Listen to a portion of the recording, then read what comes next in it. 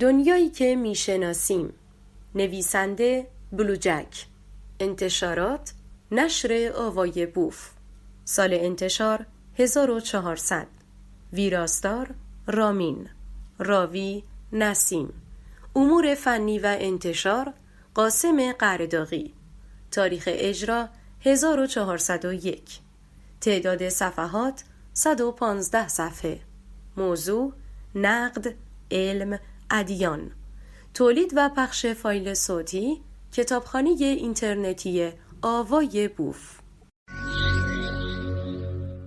آوای بوف یک گروه مردم نهاد است که توسط عده‌ای علاقه‌مند به کتاب با دغدغه ارتقای فرهنگ کتاب و کتابخوانی و استحکام بستر خرد اجتماعی تشکیل شده و تاکنون تولید هزاران کتاب ممنوعه را در کارنامه خود دارد.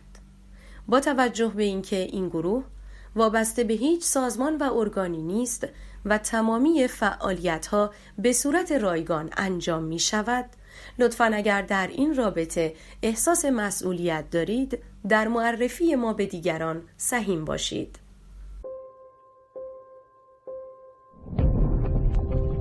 avayaboof.com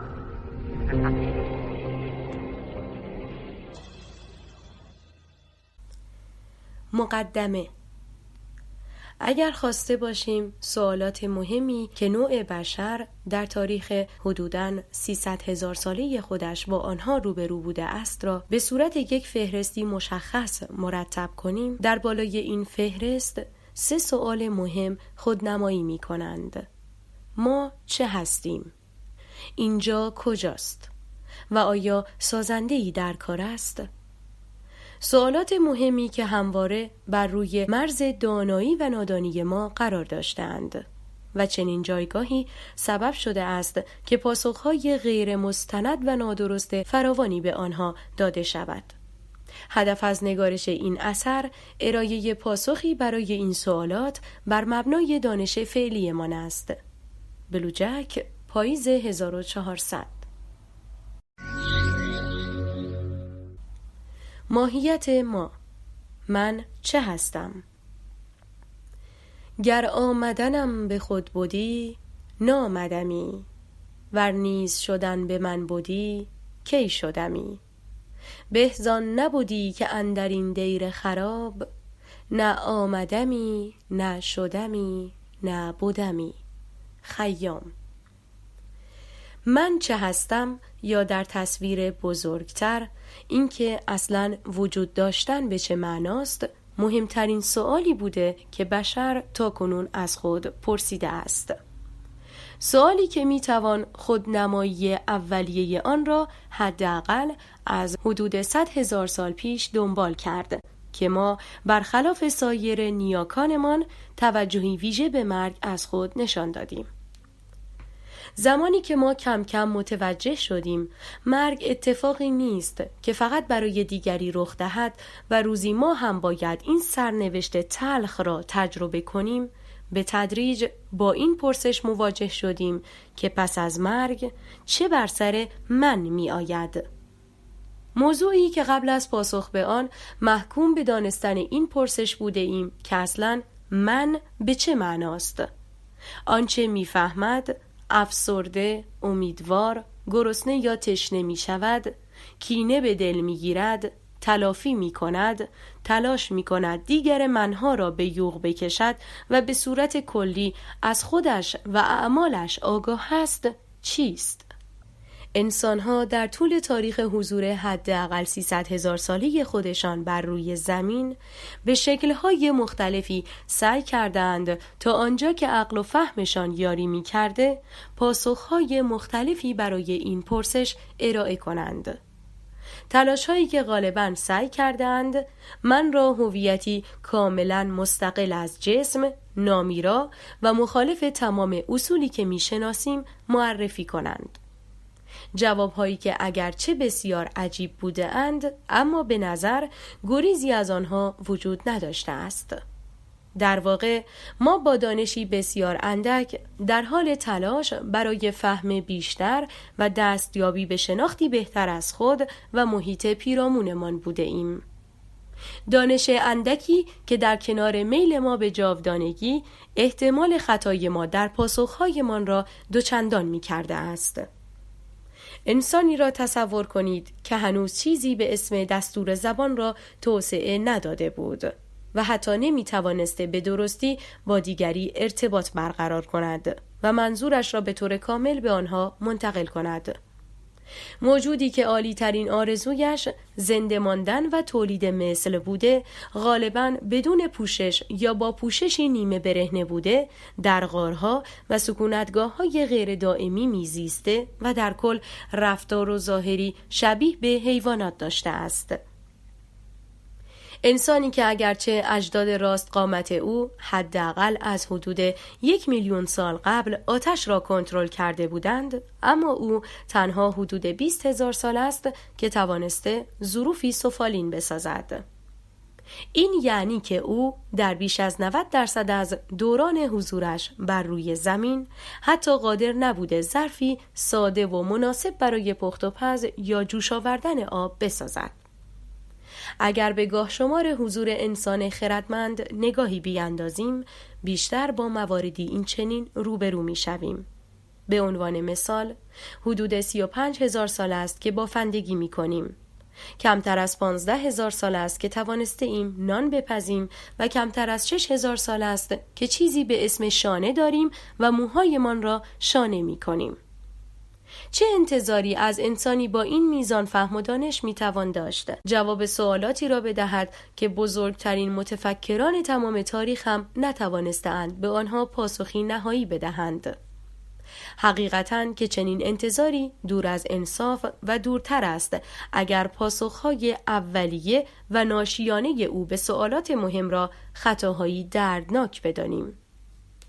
ما احتمالاً با مهمترین و سختترین سؤال تمام دوران حیاتمان روبرو بوده ایم و تجربه ثابت کرده است که هرچه پاسخهای داده شده به سوالات بی جوابمان غیر منطقی تر و دیوانه‌وارتر باشد، پذیرش آن توسط عامه مردم هم محتمل تر است.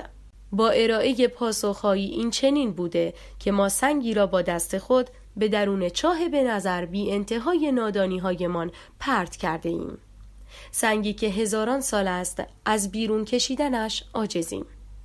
سوال اما اینجاست که ما اصلاً چرا به سمت چنین پاسخی رفته ایم؟ در واقع ما در طول حضور نچندان طولانی خودمان بر روی زمین دریافته ایم که هر آنچه در دایره تجربه، محسوسات و مشاهدات ما قرار داشته محکوم به زوال و نابودی بوده است. در نتیجه این عجیب نبوده که ما سعی کرده ایم من را از جنس چیزی بدانیم که هیچگاه نه آن را تجربه کرده ایم و نه حتی توانسته ایم آن را به درستی تعریف کنیم. سرخورده از واقعیت بیرونی، ما صرفاً سعی داشته ایم که ماهیتی برای من تعریف کنیم که هیچ معادل یا مشابهی برای آن در طبیعت پیرامون وجود نداشته باشد، تا به این صورت همواره بتوانیم آن را عاری از زوال و نابودی قلمداد کنیم. با توجه به اینکه حدود 5500 سال از مرسوم شدن ثبت وقایع و افکار ما انسان ها می گذرد، نمی توان به صورتی قطعی و کاملا مطمئن در مورد جزئیات ایده ها و باورهای قبل از آن صحبت کرد. با این حال می توان با دنبال کردن رفتار انسان ها در آن دوران به صورت غیر مستقیم به نتایجی تقریبی درباره تفکرات آنها دست یافت. نحوه دفن مردگان و توجه ویژه انسان به جسد فرد درگذشته از حدود 100,000 سال پیش به بعد نشان می‌دهد که انسان‌ها به تدریج به این سمت رفته‌اند که من را فارغ از جسم فرد درگذشته و به صورت هویتی ثابت و نامیرا در نظر بگیرند. موضوعی که کم کم منجر به تبدیل شدن من به هویتی مانند جان یا روح گردید که رد پای آن حداقل از تمدن‌های واقع در منطقه بین النهرین در حدود 6 تا 7,000 سال پیش دیده می شود. مردمان بین النهرین بر این باور بودند که من با مرگ جسم از بین نمی رود. در باور آنها پس از مرگ جسم من به دنیایی در زیر زمین موسوم به ایرکالا یا سرزمین بدون بازگشت رفته و برای همیشه در آنجا در تاریکی به سر میبرد. فرهنگ‌های مختلف در منطقه بین النهرین نام‌های متفاوتی را برای توصیف این من نامی را برگزیده بودند. به عنوان مثال، سومریان از واژه گدیم و اکدیان از واژه‌ای موسوم به اتمو استفاده می‌کردند. در مجموع مردمان بین النهرین من را آنقدرها دور از جسم تعریف نمی‌کردند، به طوری که حتی پس از مرگ جسم هنوز آن را محتاج نیازهای اولیه مانند غذا می‌دانستند. به عنوان مثال، آنها معتقد بودند که مردگان در دنیای پس از مرگ می توانند از گرد و خاک زمین یا نوشیدنی هایی که توسط بازماندگان برای آنها بر روی زمین ریخته می شود استفاده کنند. نکته دیگر این که اگرچه باور مردمان بین النهرین بر این بوده که دنیای زیرزمینی دنیایی بی بازگشت است، اما از نظر آنها و در مواردی خاص ارواح مردگان توانایی ظاهر شدن بر روی زمین را داشتند. از جمله این موارد زمانی بوده است که زندگان فراموش می‌کردند که بر سر قبر آنها بروند و برایشان نوشیدنی و پیشکش فراهم کنند. دنبال شدن باورهایی مشابه با مردمان بین النهرین به خوبی در فرهنگ‌های دیگری مانند مصر باستان هم دیده می شود. با این حال، مصریان باستان در مقایسه با مردم بین النهرین چند قدم به جلو برداشته بودند و جزئیات بسیار بیشتری را برای من در نظر می گرفتند. آنها که همانند مردمان بین النهرین از مفهوم نیستی و فقدان چیزی به اسم من بیزار بودند، همانند تمدن بین النهرین سعی در تعریف چیزی کردند که با چنین مشکلی روبرو نباشد. در دوران ابتدایی فرهنگ مصر باستان، جوهره و هستی نامیرای هر فرد با نام خو معرفی می شده است. با این حال، با توسعه فکری و رشد فرهنگ آنها، خو که قبلا مفهومی یکپارچه در نظر گرفته میشد، کم کم به 5 و در بعضی دوره‌های تاریخی حتی به 9 بخش تقسیم شد. مصریان باور داشتند که بع داخل پرانتز جان و کع داخل پرانتز شخصیت به عنوان 2 بخش از این تقسیم بندی چندگانه پس از مرگ جسم به یکدیگر پیوسته و منجر به تشکیل بخش سومی به نام اخ می شوند. اخ را می توان همان چیزی در نظر گرفت که امروزه از آن با نام روح یاد می شود. بررسی شواهد تاریخی نشان می دهد که باورهای مشابهی در مورد غیر مادی بودن من در یونان و روم باستان نیز دنبال شده است. افکار مشابهی در مناطق دیگر مانند ایران، هند، چین، ژاپن، آمریکای مرکزی و حتی شمال اروپا دیده می شود. با این حال، شکلگیری ادیانی مانند زرتشتی و یهودیت عملاً موجب شد تا سازماندهی این باورها وارد مرحله جدیدی شود و علاوه بر افزایش روزافزون استحکام آنها بر قداستشان نیز افزوده شود. به عنوان مثال، زرتشتیان بر این باور بودند که جان فرد یا همان اوروان به اراده آنچه فروشی خوانده می شود در زمان تولد به جسم فرد وارد می شود. پس از مرگ جسم نیز اوروان مجدداً به فروشی می پیوندد تا با عبور از پل چینود اعمال فرد با ترازویی مورد قضاوت نهایی قرار گیرد. باوری که بعداً به صورت مشابهی در اسلام و آنچه پل صراط و سنجش اعمال در ترازوی الهی خوانده می شود نیز دنبال شده است. توضیح تصویر جدول صفحه 9. جدول 1. بخش‌های سازنده من از دید مصریان باستان. ادامه متن. امروزه بسیاری از ادیان بزرگ مانند مسیحیت و اسلام که روی هم حدود 4.5 میلیارد دنبال کننده دارند، افکار مشابهی با آیین‌های زرتشتی و یهودیت در مورد غیر مادی بودن من و سرنوشت آن دارند. باورهای ترویج شده توسط این ادیان بیان می کند که من ناشی از روح یا به زبان دقیق تر خود روح است. اگرچه روز به روز بر تعداد ناباوران به چنین باورهایی افزوده می شود، با این حال حتی همین آمار فعلی مربوط به جمعیت باورمندان به این ادیان خیلی قابل اعتنا نیست، به خصوص در کشورهای اسلامی که حداقل در 10 مورد از آنها اعدام مجازات رسمی خروج از اسلام است. در واقع امکان شمارش رسمی تعداد ناباوران حتی در کشورهایی که در آنها مجازات اعدام برای خروج از دین وجود ندارد هم به خاطر مسائل مختلفی مانند حفظ امنیت، مشکلات اجتماعی و عرفی ممکن نیست. نکته دیگر این که نتیجه گیری ها با این فرض بوده که یک کشور آمار رسمی خود درباره جمعیت دینداران را با صحت و صداقت اعلام کند. با این حال چنین چیزی حداقل در جایی مانند جمهوری اسلامی ایران دیده نمی شود. به عنوان یک مثال در این راستا می توان به نظرسنجی گروه مطالعات افکارسنجی ایرانیان اشاره کرد که سال گذشته به انجام رسیده است. این نظرسنجی که با عنوان نگرش ایرانیان به دین در خرداد و تیر ماه 1399 انجام شد و بیش از 50,000 شرکت کننده بالای 19 سال سن و دارای سواد در آن شرکت کردند، نشان داده که تنها کمتر از 38% از شرکت کنندگان خود را مسلمان می‌دانند. این در صورتی است که مطابق آمار رسمی جمهوری اسلامی ایران بیش از 98% ایرانیان مسلمان در نظر گرفته می شوند. برگزار کنندگان این نظرسنجی معتقدند که نتایج این نظرسنجی با سطح اطمینان 95% و خطای 5% قابلیت تعمیم به کل جمعیت ایران را دارد. از همین رو اگر جمعیت مردم ایران را حدود 80 میلیون نفر در نظر بگیریم، مطابق ارقام این نظرسنجی تنها کمتر از 35 میلیون نفر مسلمان در ایران وجود دارد. با این حال فارغ از میزان تعمیم پذیری به کل جامعه یا جامعیت نمونه‌گیری این نظرسنجی، آنچه مسلم به نظر می رسد این است که تعداد باورمندان به اسلام، آن هم در کشوری مانند ایران، بسیار کمتر از آن چیزی است که گزارش‌های رسمی و دولتی سعی در القای آن دارند.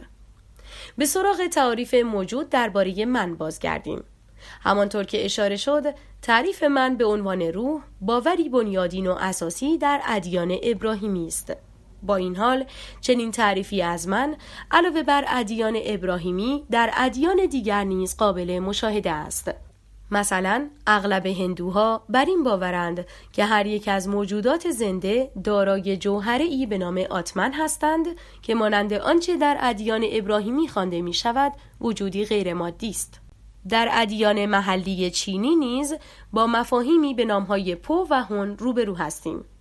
مطابق این باورها روح و آنچه من خوانده می شود خود از 2 بخش تشکیل شده است. پو آن بخشی بوده که اصطلاحاً روح فیزیکی و بخش حیوانی من خوانده شده و نازلتر در نظر گرفته می شده است. از طرف دیگر هون بخشی بوده که روحی غیر فیزیکی، آسمانی و اصطلاحاً والاتر در نظر گرفته می شده است. با این حال پیروان بودا روش دیگری را در این زمینه پی گرفتند که کاملا در جهت مخالف با سایر ادیان شناخته شده است. آنها به صورت کاملا متضادی با ادیان دیگر معتقدند چیزی به اسم من ثابت وجود ندارد. مطابق باورهای بودایی، وجود و هستی می تواند با کمک 3 نشان وجود توضیح داده شود که این 3 نشان عبارتند از غیر خود، ناپایداری و ناراحتی و رنج. غیر خود به این مفهوم اشاره دارد که چیز ثابتی به اسم خود یا همان من وجود ندارد. مفهوم ناپایداری به این معناست که هیچ چیزی ابدی نیست و همه چیز در نهایت رو به نابودی است.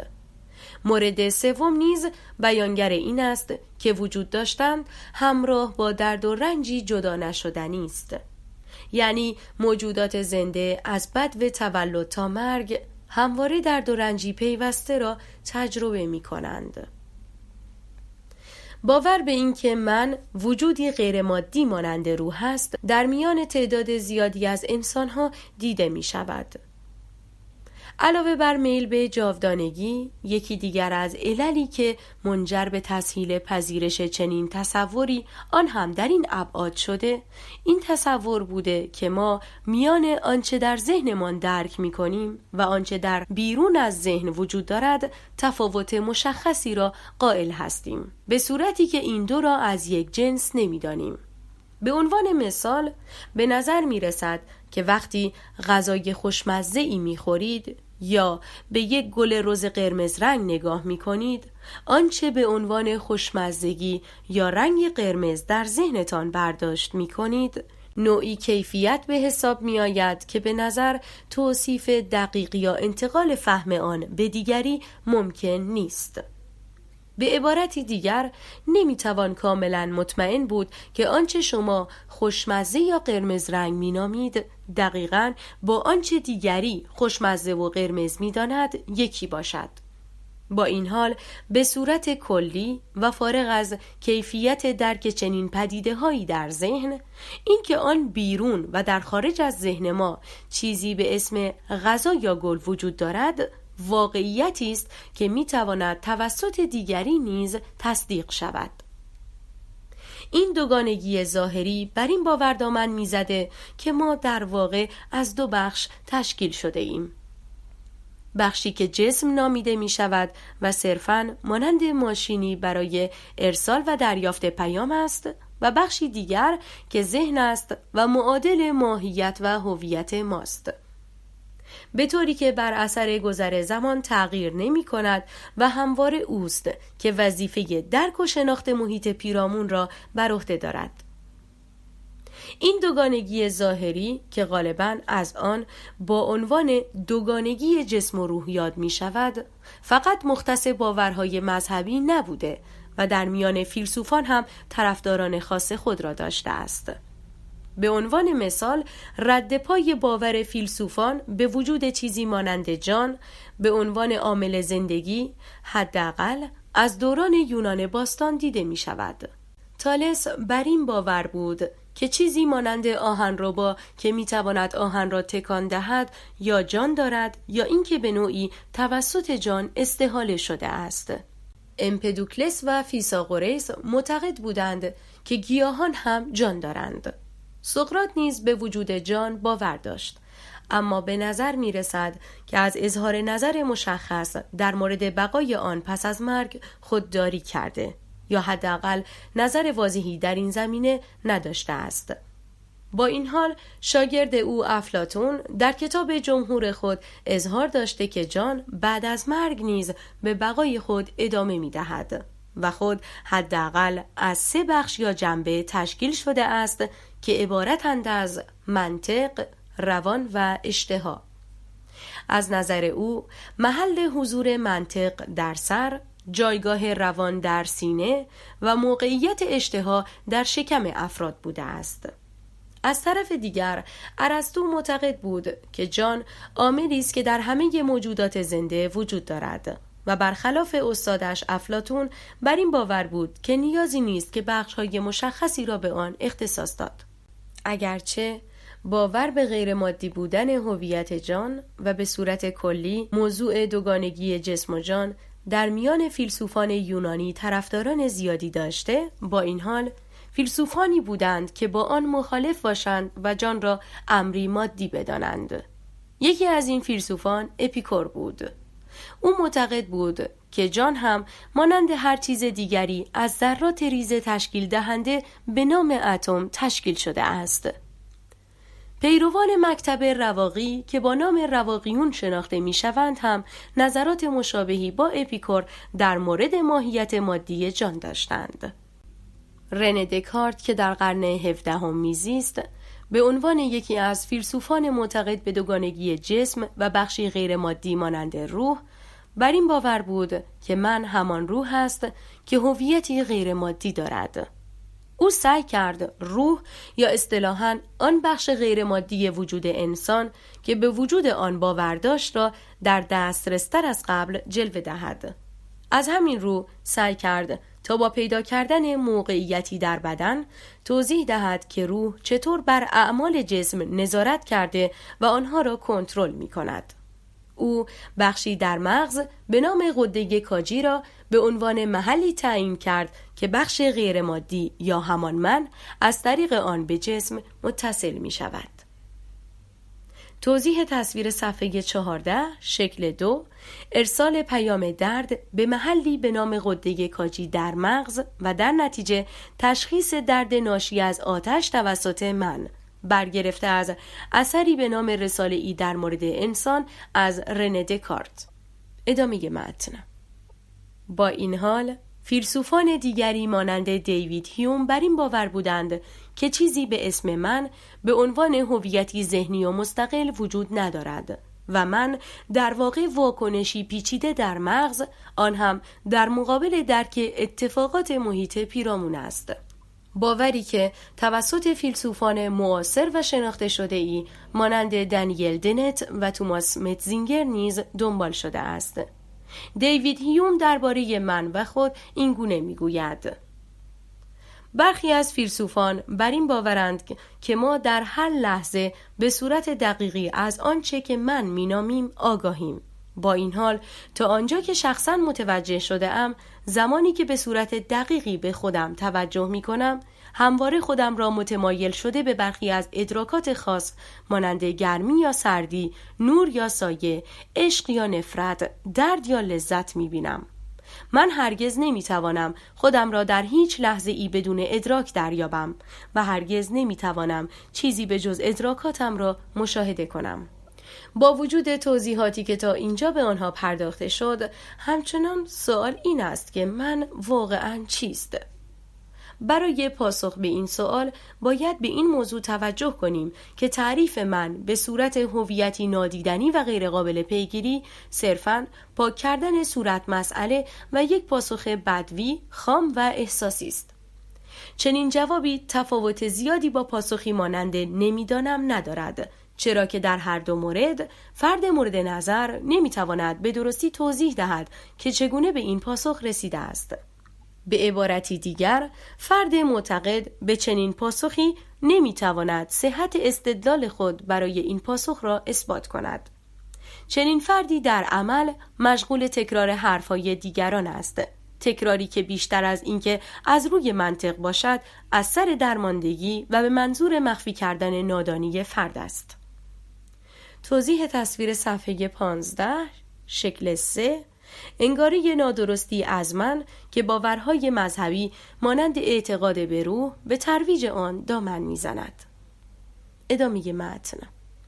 حتی اگر فرض کنیم که چیزی به اسم غیر ماده وجود دارد، آنگاه افرادی که من را هویتی از جنس آن در نظر میگیرند باید به این سوالات پاسخ دهند که چطور چیزی که ورای ماده به حساب می آید تحت تأثیر ماده قرار گرفته و به آن محدود است. چرا اصلاً من غیر مادی نیاز به پیکر و بدنی مادی دارد؟ اصلاً چه نیازی به دیدن یا شنیدن از طریق چشم و گوش مادی دارد؟ چرا همانند یک تکه سنگ محدود به گذر تدریجی و یک طرفه زمان به سمت جلو است؟ چرا هر زمان که فرد هوشیار است من حضور دارد و وقتی فرد بیهوش یا خواب است دیگر چیزی به اسم درک آگاهانه در کار نیست؟ چرا این من هیچ درک و خاطری درباره دوران پیش از حضورش در کالبد مادی و فانی خود ندارد؟ چرا تمام توانایی‌ها، خاطرات و محدودیت‌های این من دقیقاً به مانند مغز است؟ هر جا مغز نمی‌فهمد، او هم نمی‌فهمد. هر جا مغز خسته می‌شود، او هم خسته می‌شود و هر جا مغز از بین برود، او هم از بین می‌رود. چرا خصوصیاتی مثل جنسیت یا میزان فهم و هوش این من دقیقاً همان است که برای مغز مشاهده می‌شود؟ در جواب این سوالات ارائه پاسخی به اسم روح کافی نیست، چرا که جواب به درد بخوری به سوالات فوق نمی دهد و در نتیجه چنین پاسخی فرق زیادی با نمیدانم ندارد. مجدداً می رسیم به سوال مطرح شده در ابتدای 2 پاراگراف قبل و مبنای نگارش این بخش که من چیست؟ آنچه که ما امروزه می توانیم بگوییم این است که من نتیجه همکاری نورون‌های موجود در مغز آدمی است. نورون‌هایی که مانند ترانزیستورهایی که همکاری آنها موجب ایجاد یک پردازنده می شود، در کنار یکدیگر موجب به وجود آمدن چیزی به اسم من شده اند. مفهومی که در فلسفه علم از آن با عنوان برآمدگی یاد می شود و می توان به صورت ساده آن را پیچیدگی ناشی از سادگی دانست. موضوعی که ممکن بودن مفهوم آن می تواند با رسیدن به تکینگی فناوری و تولید هوش مصنوعی دارای قدرت فهم و اندیشه‌ای همانند انسان به اثبات برسد. چنین تعریفی از من، اگر نگوییم تمام سوالات طرح شده در پاراگراف قبل را پاسخ می‌دهد، حداقل چارچوبی منطقی برای پاسخدهی به آنها را فراهم می‌کند.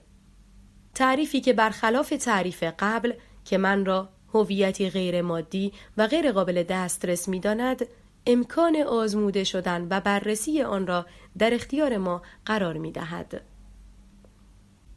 در این تعریف اگر نگوییم که من خود مغز است، می توانیم بگوییم ناشی از تک تک اجزای سازنده آن است، به طوری که نمی توان آن را از مغز و اجزای سازنده آن جدا کرد. به زبان دیگر، تا زمانی که اکسیژن، انرژی و یک پارچگی لازم برای بقای مغز تأمین شده و خللی در عملکرد کلی آن ایجاد نشود، من هم وجود دارد.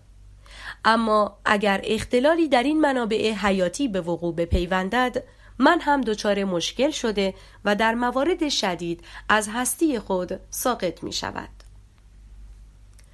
توضیح تصویر صفحه 17، شکل 4، نقاشی های ترسیم شده توسط فردی که دچار سکته مغزی در نیمکره راست خود شده است. ادامه متن. چنین تعریفی نشان می دهد که بسته به شرایطی که مغز در آن به سر می برد، آنچه که من می خوانیم چقدر می تواند محدود و آسیب پذیر باشد. به طوری که مثلا اگر آسیبی جدی به پیکره و سازماندهی نورون‌های موجود در مغز وارد شود، به راحتی من هم تحت تاثیر قرار می گیرد. آسیبی که به عنوان مثال می توان یک نمونه از آن را در بیماری روانگسیختگی ملاحظه کرد که عملاً به عنوان یک بیماری تخریب کننده خودآگاهی در نظر گرفته می شود و بر اثر آن فرد دچار مشکل در فهم واقعیت می شود. در مثال دیگری می توان برای نشان دادن اثر آسیب‌های مغزی بر روی من به عمل قطع ارتباط دو نیمکره مغز اشاره کرد. دو نیمکره مغز توسط بخشی به نام جسم پینه‌ای به یکدیگر متصل هستند. شکافتن این بخش در افراد مبتلا به صرع شدید برای تخفیف مشکلات آنها به خصوص در دهه‌های 50 و 60 میلادی رواج داشته است. وظیفه این عضو مغز که تنها در پستانداران جفتدار دیده می شود، اتصال دو نیمکره مغز به یکدیگر و ایجاد اطمینان از ارتباط و اشتراک اطلاعات میان دو نیمکره است. شواهد حاکی از آن است که به نظر قطع چنین ارتباطی لطمه زیادی به میزان هوش یا شخصیت فرد وارد نمی کند. با این حال آزمایشات نشان داده است که چطور فهم و درک آنچه که من مینامیم تحت تاثیر چنین آسیبی قرار می گیرد. وظیفه پردازش اطلاعات و داده‌های مربوط به میدان دید سمت راست بر عهده نیمکره چپ و داده‌های مربوط به میدان دید سمت چپ بر عهده نیمکره راست مغز است. با علم بر این موضوع به داوطلبی که ارتباط میان دو نیمکره مغز او قطع شده بود، تصویری از یک منظره برفی و پای یک مرغ نشان داده شد. پای مرغ در میدان دید سمت راست و تصویر منظره برفی در میدان دید سمت چپ او قرار داده شد. در ادامه از او خواسته شد تا بر اساس آنچه که با هر یک از چشمهایش دیده تصویر مرتبطی را از داخل یک سبد که در جلویش قرار داشت انتخاب کند. فرد مورد آزمایش با دست راست داخل پرانتز تحت کنترل نیمکره چپ تصویر یک مرغ و با دست چپ داخل پرانتز تحت کنترل نیمکره راست تصویر یک بیل را انتخاب کرد. تا اینجا همه چیز طبق انتظار بوده است، چرا که تصویر مرغ با تصویر پای مرغ و تصویر بیل با تصویر برف تطابق داشتند. با این حال وقتی از او پرسیده می شود که چرا بیل را انتخاب کردی، پاسخ می دهد چون پرهای مرغ می ریزد و باید آنها را جمع کنم. در واقع بخش تکلم که تحت کنترل نیمکره چپ قرار دارد فقط تصویر پای مرغ را دیده و از تصویر برف اطلاعی ندارد. فقدان ارتباط جسم پینه‌ای و اشتراک اطلاعات میان دو نیمکره مغز سبب می شود که نیمکره مربوط به تکلم با ساختن جوابی که مبتنی بر تجربه دیدن پای مرغ است بر روی نادانی خودش سرپوش بگذارد. توضیح تصویر صفحه 19 شکل 7 پردازش تصویر چشم چپ و راست به ترتیب در نیمکره راست و چپ صورت می گیرد. به عنوان آخرین مثال در زمینه آسیب‌های وارده به مغز و اثر آنها بر روی من می توان به زوال عقل یا خردسودگی اشاره کرد. سندرومی که علت اصلی آن تخریب ساختار یا اختلال در عملکرد نورون‌های موجود در مغز است و طی آن وضعیت آگاهی، جهتیابی، حافظه، قدرت تفکر، نوع رفتار و فعالیت‌های روزمره تضعیف یا دچار اختلال می‌شوند. به طوری که در موارد شدید فرد از انجام ساده ترین فعالیت‌ها مانند صحبت کردن یا حرکت کردن باز می‌ماند. یکی از رایج‌ترین شکل‌های زوال عقل ابتلا به آلزایمر است که بین 60 تا 70% موارد را در بر می‌گیرد. معضلی که در حال حاضر بیش از 50 میلیون نفر در سراسر دنیا به این مشکل مبتلا هستند و هر سال بیش از 10 میلیون نفر به آنها اضافه می‌شوند. تا پیش از این تصور بر این بود که ابتلا به زوال عقل موجب می شود که افراد دچار افسردگی شوند و به همین خاطر از اتفاقات لذت بخش مانند خوردن یک غذای خوشمزه یا دیدن یک منظره زیبا لذت نبرند. با این حال به تازگی متوجه شده ایم یکی از مناطقی که تخریب آن از همان اوایل ابتلا به زوال عقل شروع می شود مناطق مربوط به سیستم لذت در مغز است. حال که برخی از اثرات تخریب مغز بر روی من اشاره کردیم، بد نیست که در ادامه نگاهی به پیکره و ساختار مغز بیاندازیم تا با ساختار و اجزای سازنده آنچه من می‌خوانیم بهتر آشنا شویم. ساختاری که برخی آن را پیچیده ترین ساختار شناخته شده در تمام کیهان می‌دانند. ساختار مغز کاملاً یک پارچه و یک نواخت نیست و می‌توان آن را در یک دسته‌بندی کلی و بر اساس نوع عملکرد به 3 بخش تقسیم کرد. این 3 بخش عبارت هستند از مغز قدامی، میان مغز و مغز خلفی. مغز قدامی در واقع کلیدی ترین عاملی است که موجب تفاوت ما با سایر موجودات زنده شده است. میان مغز بخشی است که در عمل رابط میان مغز قدامی و خلفی است. مغز خلفی نیز که تقریباً در تمامی مهره‌داران دیده می شود به اعمال حیاتی تنفس و ضربان قلب مربوط است. در ادامه به جزئیات بیشتری در مورد هر یک از این 3 بخش پرداخته می شود. مغز خلفی که پایینی ترین بخش مغز محسوب می شود تا روی طناب نخاعی ادامه پیدا می کند. این قسمت از مغز به لحاظ فرگشتی قدیمی ترین قسمت آن در نظر گرفته می شود، به طوری که رد پای حضور آن به شکل‌های مختلف در تمامی مهره‌داران دیده می شود. مغز خلفی بخش‌هایی مانند مخچه و بخش زیادی از ساقه مغز را شامل می شود و فعالیت‌های حیاتی ما را کنترل می کند.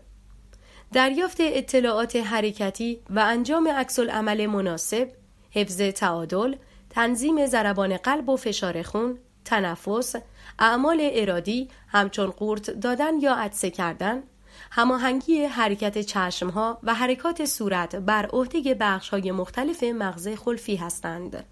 میان مغز که بالاترین قسمت ساقه مغز به حساب می آید، در واقع پلی اتصالی میان مغز قدامی و مغز خلفی است و خود متشکل از بخش‌هایی مانند مجرای مغزی، کلاهک و بام است. این بخش از مغز به مواردی مانند بینایی، شنوایی، کنترل حرکت، خواب، چرخه خواب و بیداری، انگیختگی یا اصطلاحاً هوشیار بودن و تنظیم دما مربوط است. مغز قدامی که فوقانی ترین بخش مغز محسوب می شود، جدیدترین قسمت مغز در طول فرگشت به حساب می آید و خود شامل دو زیر مجموعه است. بخش اول که بزرگترین و در مجموع فوقانی ترین بخش مغز است، مخ نامیده می شود و شامل مواردی مانند قشر مغز، ماده سفید و خاکستری، هیپوکامپ، پیاز بویایی و عقده‌های قاعده‌ای است. بخش دوم دیانسفال نامیده می شود که داخلی تر است و خود شامل بخش‌هایی مانند تالاموس، هیپوتالاموس، اپیتالاموس و سابتالاموس است. در مجموع مغز قدامی که کلیدی ترین بخش مغز در تشکیل چیزی به نام من است، وظیفه دریافت و پردازش اطلاعات حسی، تفکر، ادراک، تولید و فهم زبان و همچنین کنترل موتورهای حرکتی را بر عهده دارد. بر اساس پیکربندی ناهمگون مغز می توان انتظار داشت که من ناشی از چنین ساختار مرکبی هویتی یک پارچه و یک نواخت نباشد. به زبان دیگر، هر کدام از بخش‌های مغز وظیفه‌ای مشخص را بر عهده دارند که در نهایت همکاری تمام این بخش‌ها و اطلاعات حاصل از آنها منجر به شکلگیری چیزی به اسم من می شود. از طرف دیگر، همانطور که تمام این بخش‌ها همگون و دقیقاً یکسان نیستند، اطلاعات و داده‌های شکل گرفته و به عبارتی من متشکل از این بخش‌ها هم کاملاً یک نواخت و یک دست نیست. در یک دسته‌بندی کلی می‌توان این بخش‌ها و اطلاعات متفاوت ناشی از آنها را حداقل به دو بخش اصطلاحاً خودآگاه و ناخودآگاه تقسیم کرد. تا پیش از قرن 19 میلادی تصور عمومی بر این بود که من صرفاً همان چیزی است که مسئولیت افکار آگاهانه و رفتار هوشیارانه را بر عهده دارد. با این حال، با توسعه نظریه فرگشت و پیدایش تکنیکی مانند هیپنوتیزم، کم کم توجهمان به سمت چیزی جلب شد که امروزه آن را ناخودآگاه می‌نامیم. داده‌ها و پردازش‌های انجام شده به صورت ناخودآگاه به آن بخش‌هایی از مغز مربوط هستند که در زمان دریافت اطلاعات و انجام عکس‌العمل مناسب در مقابل این اطلاعات، رفتاری کاملاً خودکاری از خود نشان می‌دهند. بخش‌هایی که در مقابل هر رخداد ملزم به پیروی از یک الگوی خودکار و انجام عکس‌العمل مشخصی هستند. افزایش دمای بدن در زمان مقابله با بیماری، ترشح انواع هورمون‌ها، تنظیم ضربان قلب، پایش حسگرهای داخلی بدن، ارسال سلول‌های ایمنی برای مقابله با عفونت‌ها و عوامل بیماریزا و مانند اینها، همگی نمونه‌هایی از رفتار ناخودآگاه و خودکار ما هستند. برای درک بهتر موضوع، این مورد ساده را در نظر بگیرید که شما هر وقت سنگی را در هوا رها کنید، آن سنگ به خاطر جاذبه زمین سقوط می‌کند. گزینه دیگری پیش روی سنگ نیست و وقتی سنگ رها می شود با خود نمی اندیشد که باید چه کار کنم. در طرف دیگر بخشایی از مغز می توانند رفتار کمی متفاوتی در مقابل اطلاعات دریافتی از خود نشان دهند. این بخش‌ها اگرچه همچنان مجبور به انجام عکس‌العمل هستند، اما به خاطر داشتن گزینه‌های بیشتر و زمان صرف شده طولانی‌تر برای تصمیم گیری و انتخاب رفتار مناسب، شرایط را به گونه‌ای می‌بینند که گویی حق انتخابی در کار است. انتخابی که به نظر می‌آید از قبل تعیین نشده است.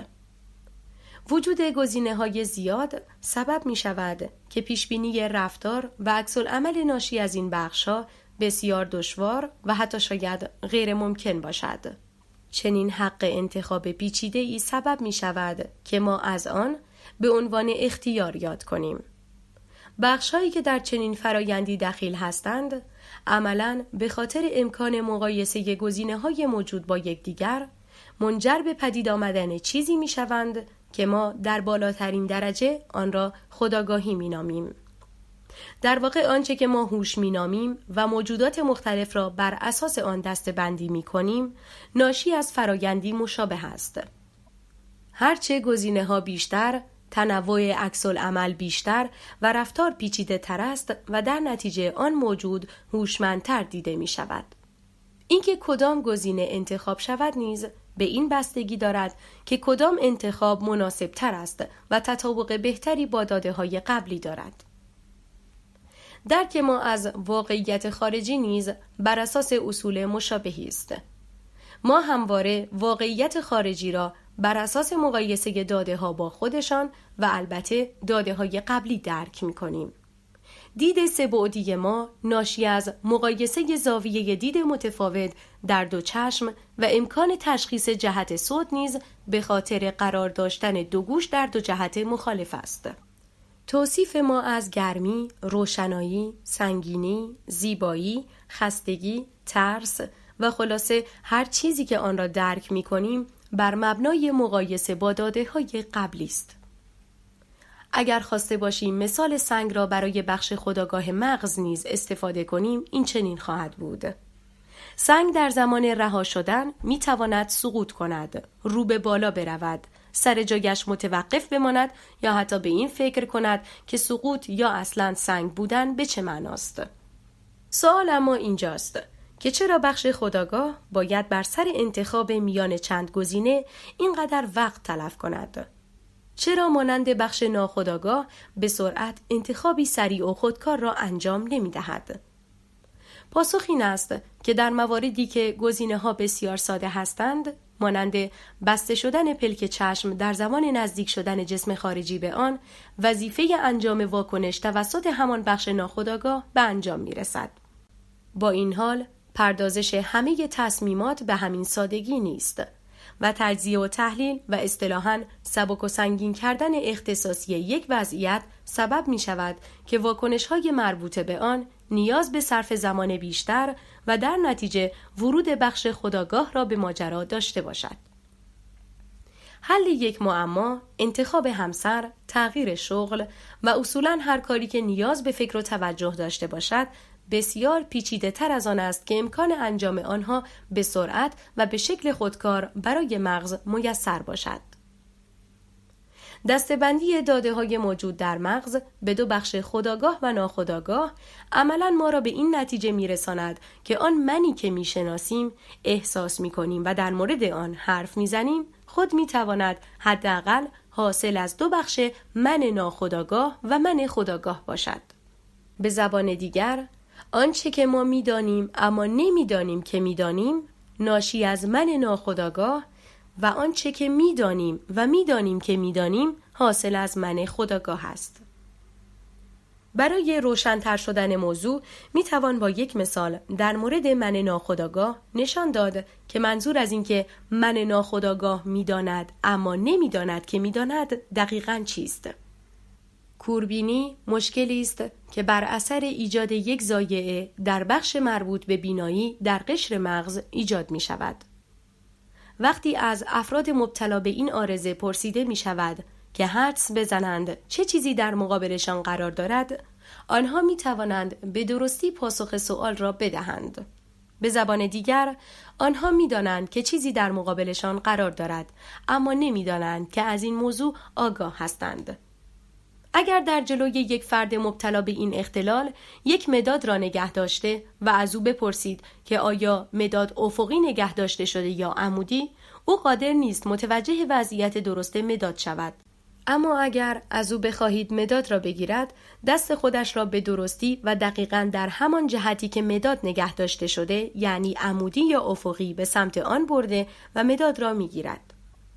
در یک مثال دیگر میتوان به انوسوگنازیا اشاره کرد که نوعی اختلال در ادراک فرد است که معمولاً بر اثر مواردی مانند ضربه به سر یا سکته مغزی ایجاد می شود.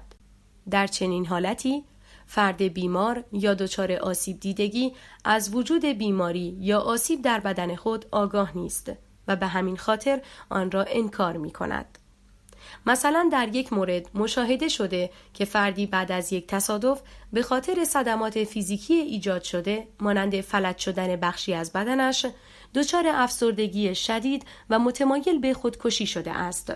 با این حال او از این موضوع آگاه نبوده که دچار صدمات فیزیکی است و همین صدمات علت افسردگی او هستند. به عنوان یک مثال دیگر می توان به افراد مبتلا به آلزایمر پرداخت. در این افراد اثر بیماری روی حافظه حسی بیشتر از حافظه اطلاعاتی است. چنین چیزی باعث می شود که فرد مبتلا به آلزایمر بعد از شنیدن یک خبر بد یا خوب بعد از مدتی آن را فراموش کند، اما ناراحتی یا شادی ناشی از آن را همچنان با خود به همراه داشته باشد و خود فرد هم نداند که چرا ناراحت یا شاد است. حال که با ذکر مثالهایی به ماهیت خودکار و ناهوشیارانه من خودآگاه پرداخته شد، بد نیست کمی هم به ماهیت من خودآگاه بپردازیم. من خودآگاه اگرچه خود یک پارچه در نظر گرفته می شود، اما اصطلاحاً محتوا یا اجزای تشکیل دهنده آن را می توان در 3 بخش قرار داد. بخش اول آن چیزی است که در هر لحظه به شکلی آگاهانه و به صورت فریم‌هایی از رخدادها تجربه می شود. بخش دوم احساس وجود پیوستگی میان این فریم‌ها و تجربیاتی است که در هر لحظه رخ می دهد. و در نهایت بخش سوم نیز آگاه بودن از اتفاقات و تجربیات به وقوع پیوسته در 2 بخش دیگر است. اگر خواسته باشیم به مقایسه ابعاد و نقش من خودآگاه و من ناخودآگاه در شکلگیری من بپردازیم، میتوان اینطور بیان کرد که حدود 95% از فعالیت‌های مغز به صورت ناخودآگاه انجام می‌شوند و در نتیجه فعالیت‌های خودآگاه کمتر از 5% را شامل می‌شوند. خودآگاهی ما برخلاف ناخودآگاهیمان فرایندی بسیار آهسته، انرژی بر و اصطلاحاً طاقت فرساست، به طوری که سرعت آن سریعتر از صحبت کردن معمولی نیست. در پاراگراف قبل به این موضوع اشاره شد که من خودآگاه بسیار آهسته تر از من ناخودآگاه عمل می کند. تفاوت سرعت عمل کرده این 2 بخش را می توان در مثالهایی که در ادامه می آید مشاهده کرد. مثلا اگر از شما خواسته شود جهت صدایی که می شنوید را پیدا کنید یا حالت صورت فردی را توصیف کنید که در یک تصویر می بینید، به سرعت پاسخی مهیا می کنید. با این حال اگر به شما بگویند که حاصل عبارت 123 ضرب در 321 چقدر می شود یا فرد خاصی را در میان جمعیتی پیدا کنید، دیگر خبری از آن پاسخهای اولیه و خودکار نیست. در تصویری بزرگتر، من خودآگاه چیزی است که در طول فرگشت و به مرور در درون من ناخودآگاه شکل گرفته است. اگر در طول فرگشت به قدر کافی به عقب بازگردیم یا به سراغ موجودات ساده تر در محیط پیرامون برویم، متوجه می شویم که آنچه ما از آن به عنوان من یاد می کنیم در موجودی مانند شامپانزه یا یک اختاپوس سهم بسیار کمی را به من خودآگاه اختصاص داده است. با این حال می توان سهم من خودآگاه در یک درخت، جلبک یا باکتری برابر با 0 دانست، زیرا این موجودات فاقد سیستم پیچیده برای پردازش اطلاعات هستند و موجوداتی کاملا خودکار و ناخودآگاه هستند. همانطور که قبلا به آن پرداخته شد، خودآگاهی فرایندی است که در مقایسه با ناخودآگاهی به انرژی زیادتری نیاز دارد، چرا که برخلاف ناخودآگاهی، خودآگاهی عملاً به معنای امکان انتخاب میان گزینه‌های مختلف است. انتخابی که نیاز به تجزیه و تحلیل و در نتیجه صرف انرژی زیاد دارد. با توجه به ظرفیت مغز و همچنین محدود بودن میزان انرژی در دسترس، خودآگاهی بخش بسیار کمی از فعالیت‌های مغزی را شامل می‌شود. از لحاظ مصرف انرژی، خودآگاهی مزیتی گران قیمت است و در نتیجه مغز نمی‌خواهد کارت‌های گرانبها و البته محدود خود در این زمینه را به سرعت خرج کند. این که بعضاً گفته می شود فکر کردن سخت‌ترین کار دنیاست هم اشاره به همین واقعیت دارد. فکر کردن نیاز به توجه آگاهانه به اطلاعات و پردازش مستمر آنها دارد که چنین چیزی خود نیاز به صرف انرژی بسیار بیشتری در مقایسه با رفتار خودکار یا تقلید کورکورانه دارد. به عبارتی دیگر، مغز تا آنجا که ممکن است علاقه دارد که در تصمیمات خود از داده‌های قبلی استفاده و با تکیه بیشتر بر من ناخودآگاه رفتاری اصطلاحاً خودکار داشته باشد. در تصمیمات اجتماعی نیز مغز تمایل دارد به باورهای جمعی اعتماد کرده و رفتاری تقلیدی داشته باشد تا اینکه بخواهد همواره به صورت مستقل خودش هزینه پردازش آگاهانه و غیر خودکار اطلاعات را بدهد.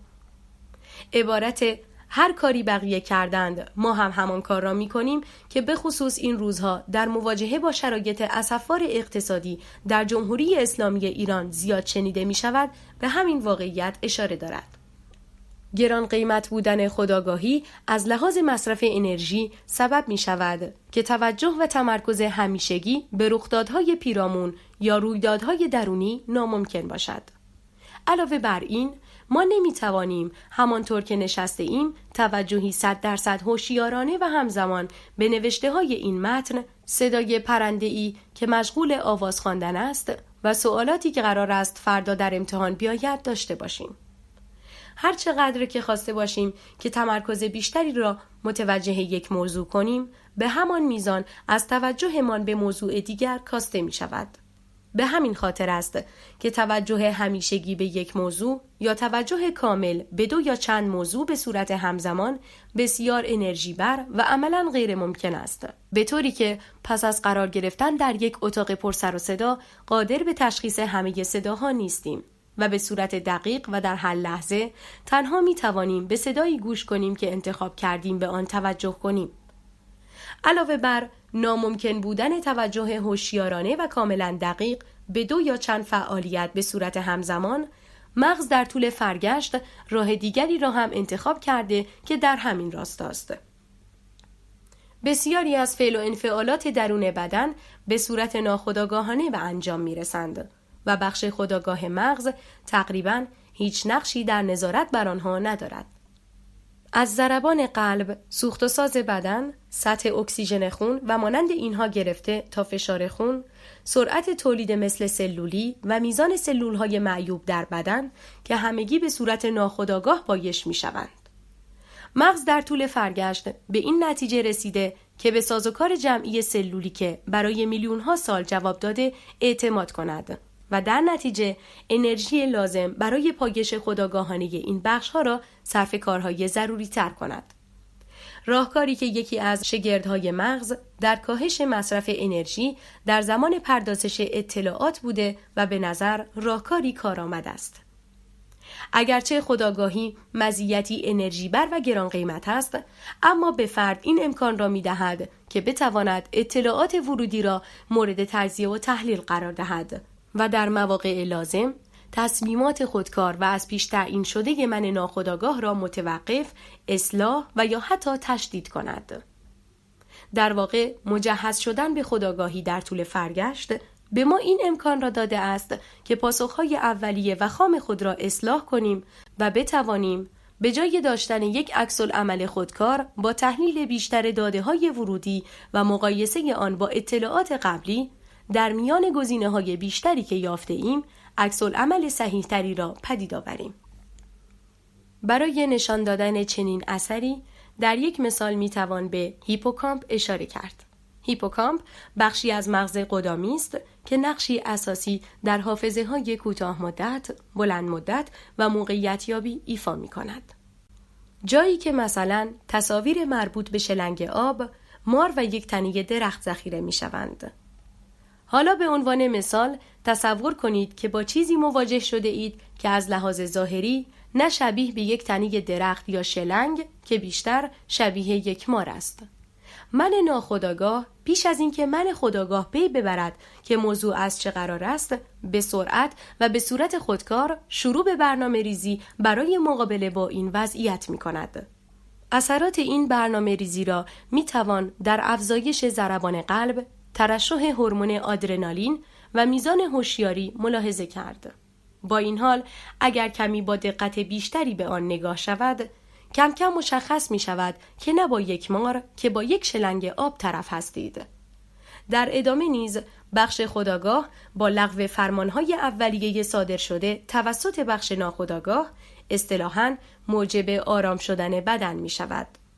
راهکارهای این چنین مطابق با منطقی است که موجب توسعه و فرگشت بخش خودآگاه در درون بخش ناخودآگاه شده است. مغز نمیتواند این ریسک را محتمل شود که بخش خودآگاه با حوصله و به آرامی مشغول پردازش داده‌های مربوط به چنین موقعیتی باشد. مغز با تکیه بر رفتار ناخودآگاه ترجیح می‌دهد به صورت ناآگاهانه و به اشتباه از یک شلنگ آب مشابه با یک مار بترسد تا اینکه در حال پردازش آگاهانه و کنده داده‌های مربوط به ماری واقعی که در جلوی خود می‌بیند کشته شود.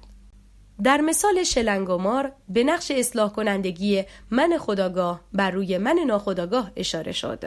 با این حال برای دیدن مثالهای بیشتری در این زمینه می توان به تصاویری اشاره کرد که معمولاً به اشتباه خطای دید خوانده می شوند.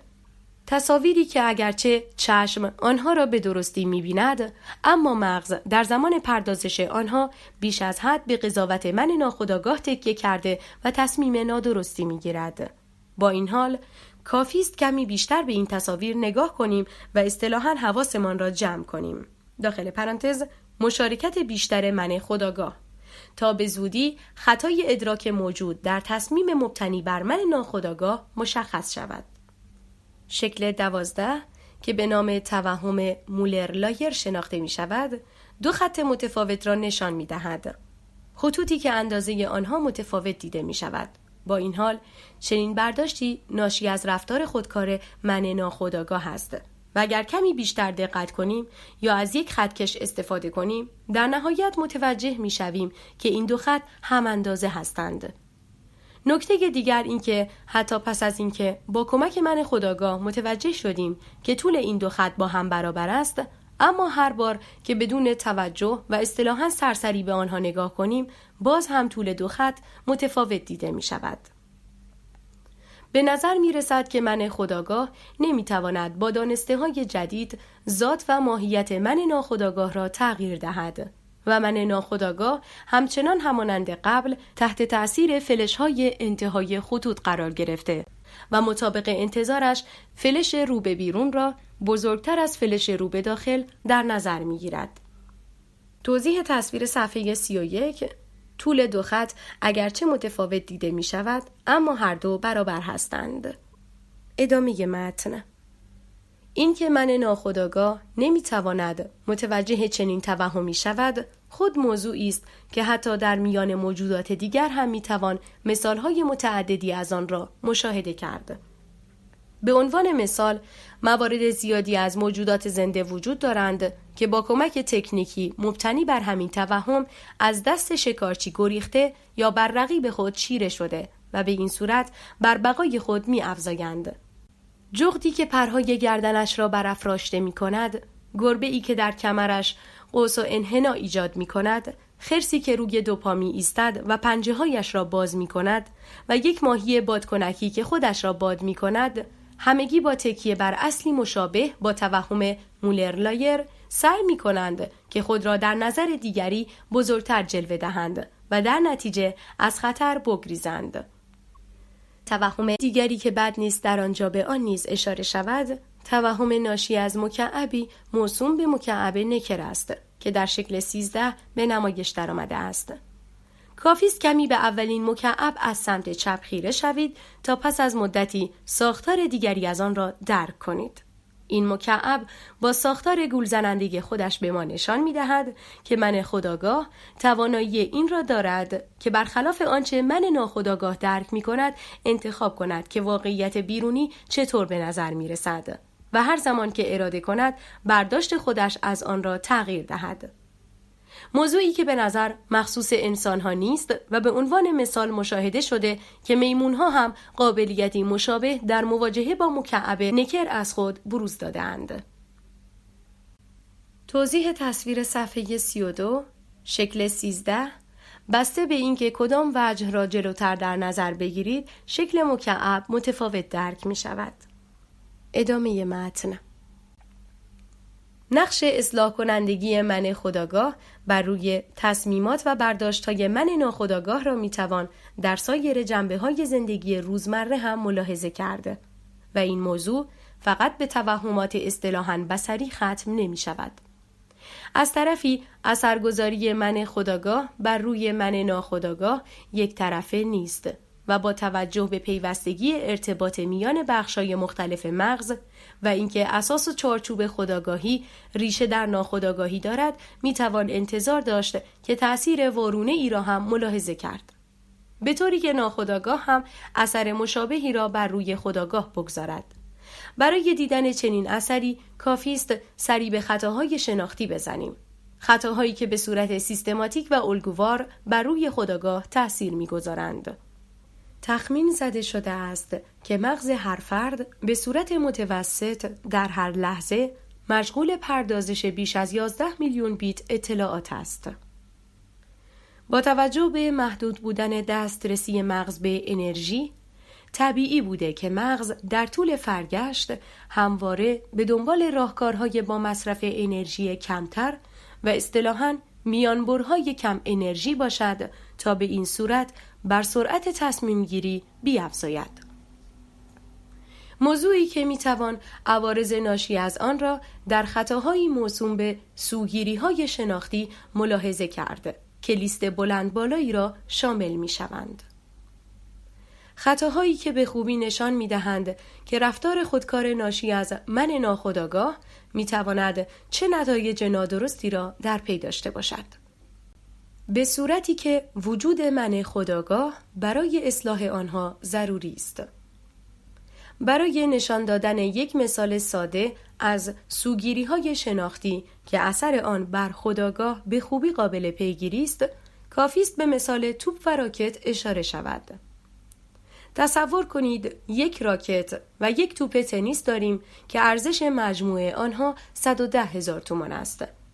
اگر گفته شود که قیمت راکت 100,000 تومان گرانتر از قیمت توپ است، آن وقت قیمت توپ چقدر خواهد بود؟ 10,000 تومان درست است؟ در واقع اکثر افراد چنین پاسخی می دهند، چون که این پاسخ به صورت پاسخی شهودی در ناخودآگاه تولید می شود و فرد هم آن را منطقی در نظر می گیرد که در واقع پاسخی غلط است. اگر قیمت توپ 10,000 تومان باشد، در آن صورت و مطابق شرط مسئله قیمت راکت 110,000 تومان خواهد شد، یعنی 100,000 تومان گرانتر از قیمت توپ. در این صورت مجموع قیمت آنها 120,000 تومان خواهد شد که از شرط مسئله یعنی 110,000 تومان بیشتر می شود.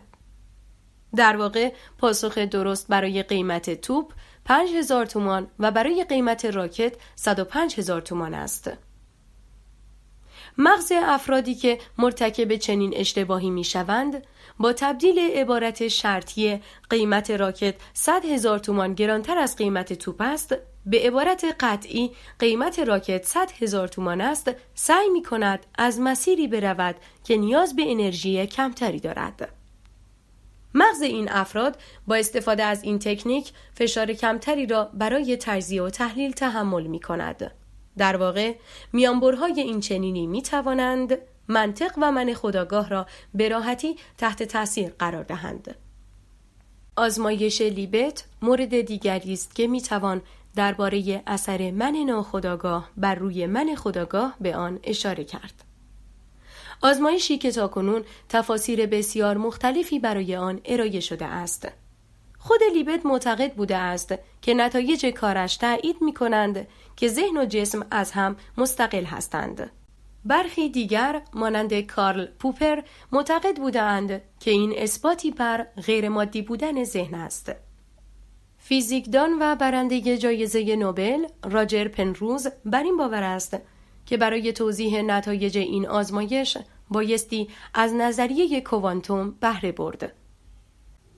اگرچه برخی با استناد به این آزمایش و نتایجش حتی مفهومی به نام اختیار را هم زیر سوال میبرند، با این حال فیلسوفانی مانند دانیل دنت و پاول چارچلند معتقدند با وجود اینکه نتایج این آزمایش عجیب به نظر می آیند، اما این یافته ها مخالف اختیار و اراده آزاد نیست. این آزمایش چه می گوید؟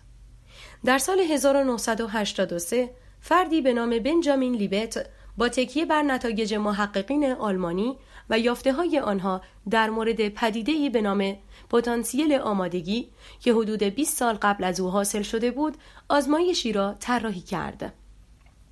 او از شرکت کنندگان خواست که سعی کنند در طول آزمایش انگشت دست خودشان را به سمتی خم کنند و همزمان با نگاه به ساعت مخصوصی که در جلوی آنها قرار داشت، زمانی که دقیقاً حس می کنند از این عمل خود آگاه هستند را ثبت کنند.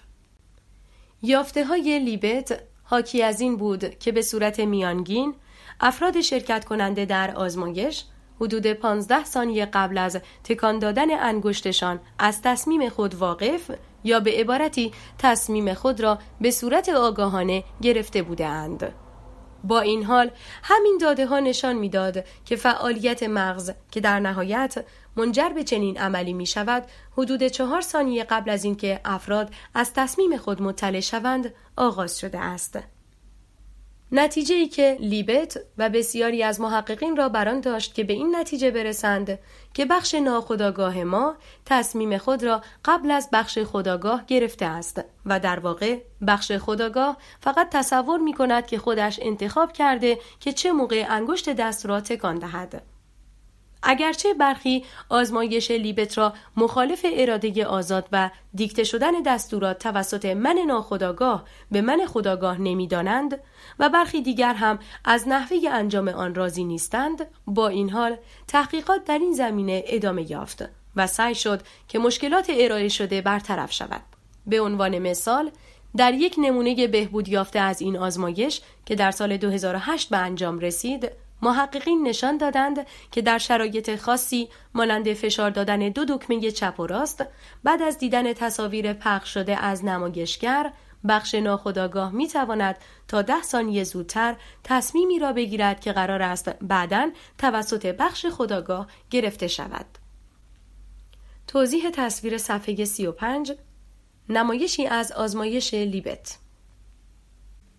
حس‌آمیزی یکی دیگر از مواردی است که به خوبی اثر بخش ناخودآگاه بر خودآگاه فرد را برملا می کند و امکان سرکوبش توسط من خودآگاه غیر ممکن به نظر می رسد.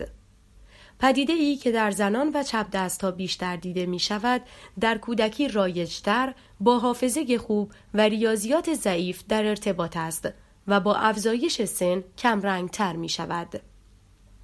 حس‌آمیزی سبب می شود که فرد در زمان تجربه یک حس مشخص تجربه ای بی اختیار در حس دیگرش را هم درک کند. در یکی از حالتهای شایع چنین رویدادی افراد اعداد یا حروف را به صورت رنگ هم احساس می کنند. توضیح تصویر صفحه 36 شکل 15 حس‌آمیزی سبب می شود که فرد برای اعداد و حروف مختلف رنگ مشخصی قائل شود. ادامه متن. با توجه به اینکه من را ناشی از مغز و طرز کار آن در نظر گرفته ایم، ممکن است سوال شود حال که این من خود به 2 بخش خودآگاه و ناخودآگاه تقسیم شده، جایگاه و موقعیت دقیق این 2 قسمت در کجای مغز است؟ با در نظر گرفتن این واقعیت که مغز از واحدهای سازنده ناخودآگاه تشکیل شده، نیازی نیست که به دنبال موقعیت من ناخودآگاه در مغز بگردیم. با این حال، سوال مهمی که حداقل از دوران زیگموند فروید مطرح بوده این است که دقیقاً کدام بخش از مغز مسئولیت ایجاد خودآگاهی را بر عهده دارد. حداقل از قرن 19 میلادی به بعد طرز تفکر غالب میان محققین این بوده که موقعیت حضور خودآگاهی در بخشی از قشر مغز است. قشر مغز نیز اگرچه به نظر دارای ساختاری یک دست و یک نواخت است، اما بررسی دقیق تر آن نشان می دهد که حاوی بخش‌های مختلفی است. از لحاظ عملکرد نیز می توان آن را به 4 بخش یا اصطلاحاً لوب به نام‌های آهیانه‌ای، پیشانی، پس سری و گیجگاهی تقسیم کرد. همچنین قشر مغز را می توان بر اساس نوع بافت و آرایش نورون‌های موجود به 52 ناحیه تقسیم کرد که با عنوان نواحی برادمن شناخته می شوند. توضیح تصویر صفحه 37 شکل 17 نواحی مختلف یا همان لوب‌های قشر مغز و شکل 16 موقعیت هر یک از نواحی برادمن در 2 نمای مختلف از قشر مغز. ادامه متن. با اینکه برخی از آزمایشات نشان داده‌اند که ارتباط مستقیمی میان خودآگاهی و عملکرد صحیح نقاط مشخصی به خصوص در لوب آهیانه وجود دارد، اما هنوز نتایجی قطعی و بدون ابهام در دست نیست که بتوان با تکیه بر آنها خودآگاهی را منحصراً به بخش خاصی از مغز محدود کرد. با توجه به ماهیت خودآگاهی که خود ریشه در ساختار در هم تنیده و ناخودآگاه مغز دارد، شاید انتظار این که بتوان یک نقطه مشخص از مغز را به خودآگاهی نسبت داد خیلی انتظار درستی نباشد.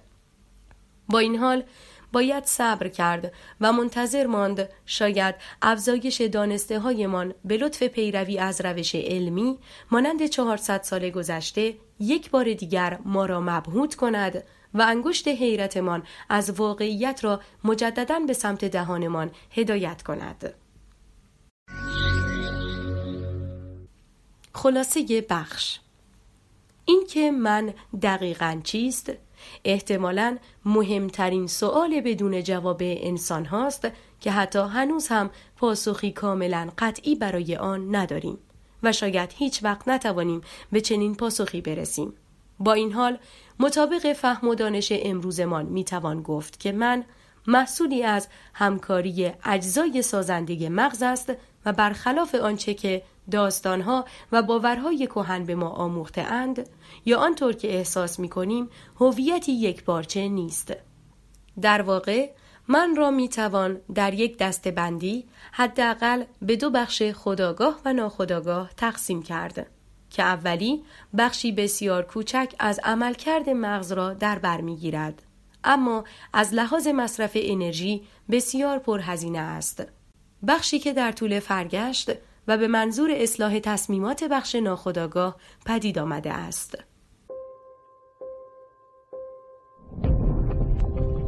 alboyabooth.com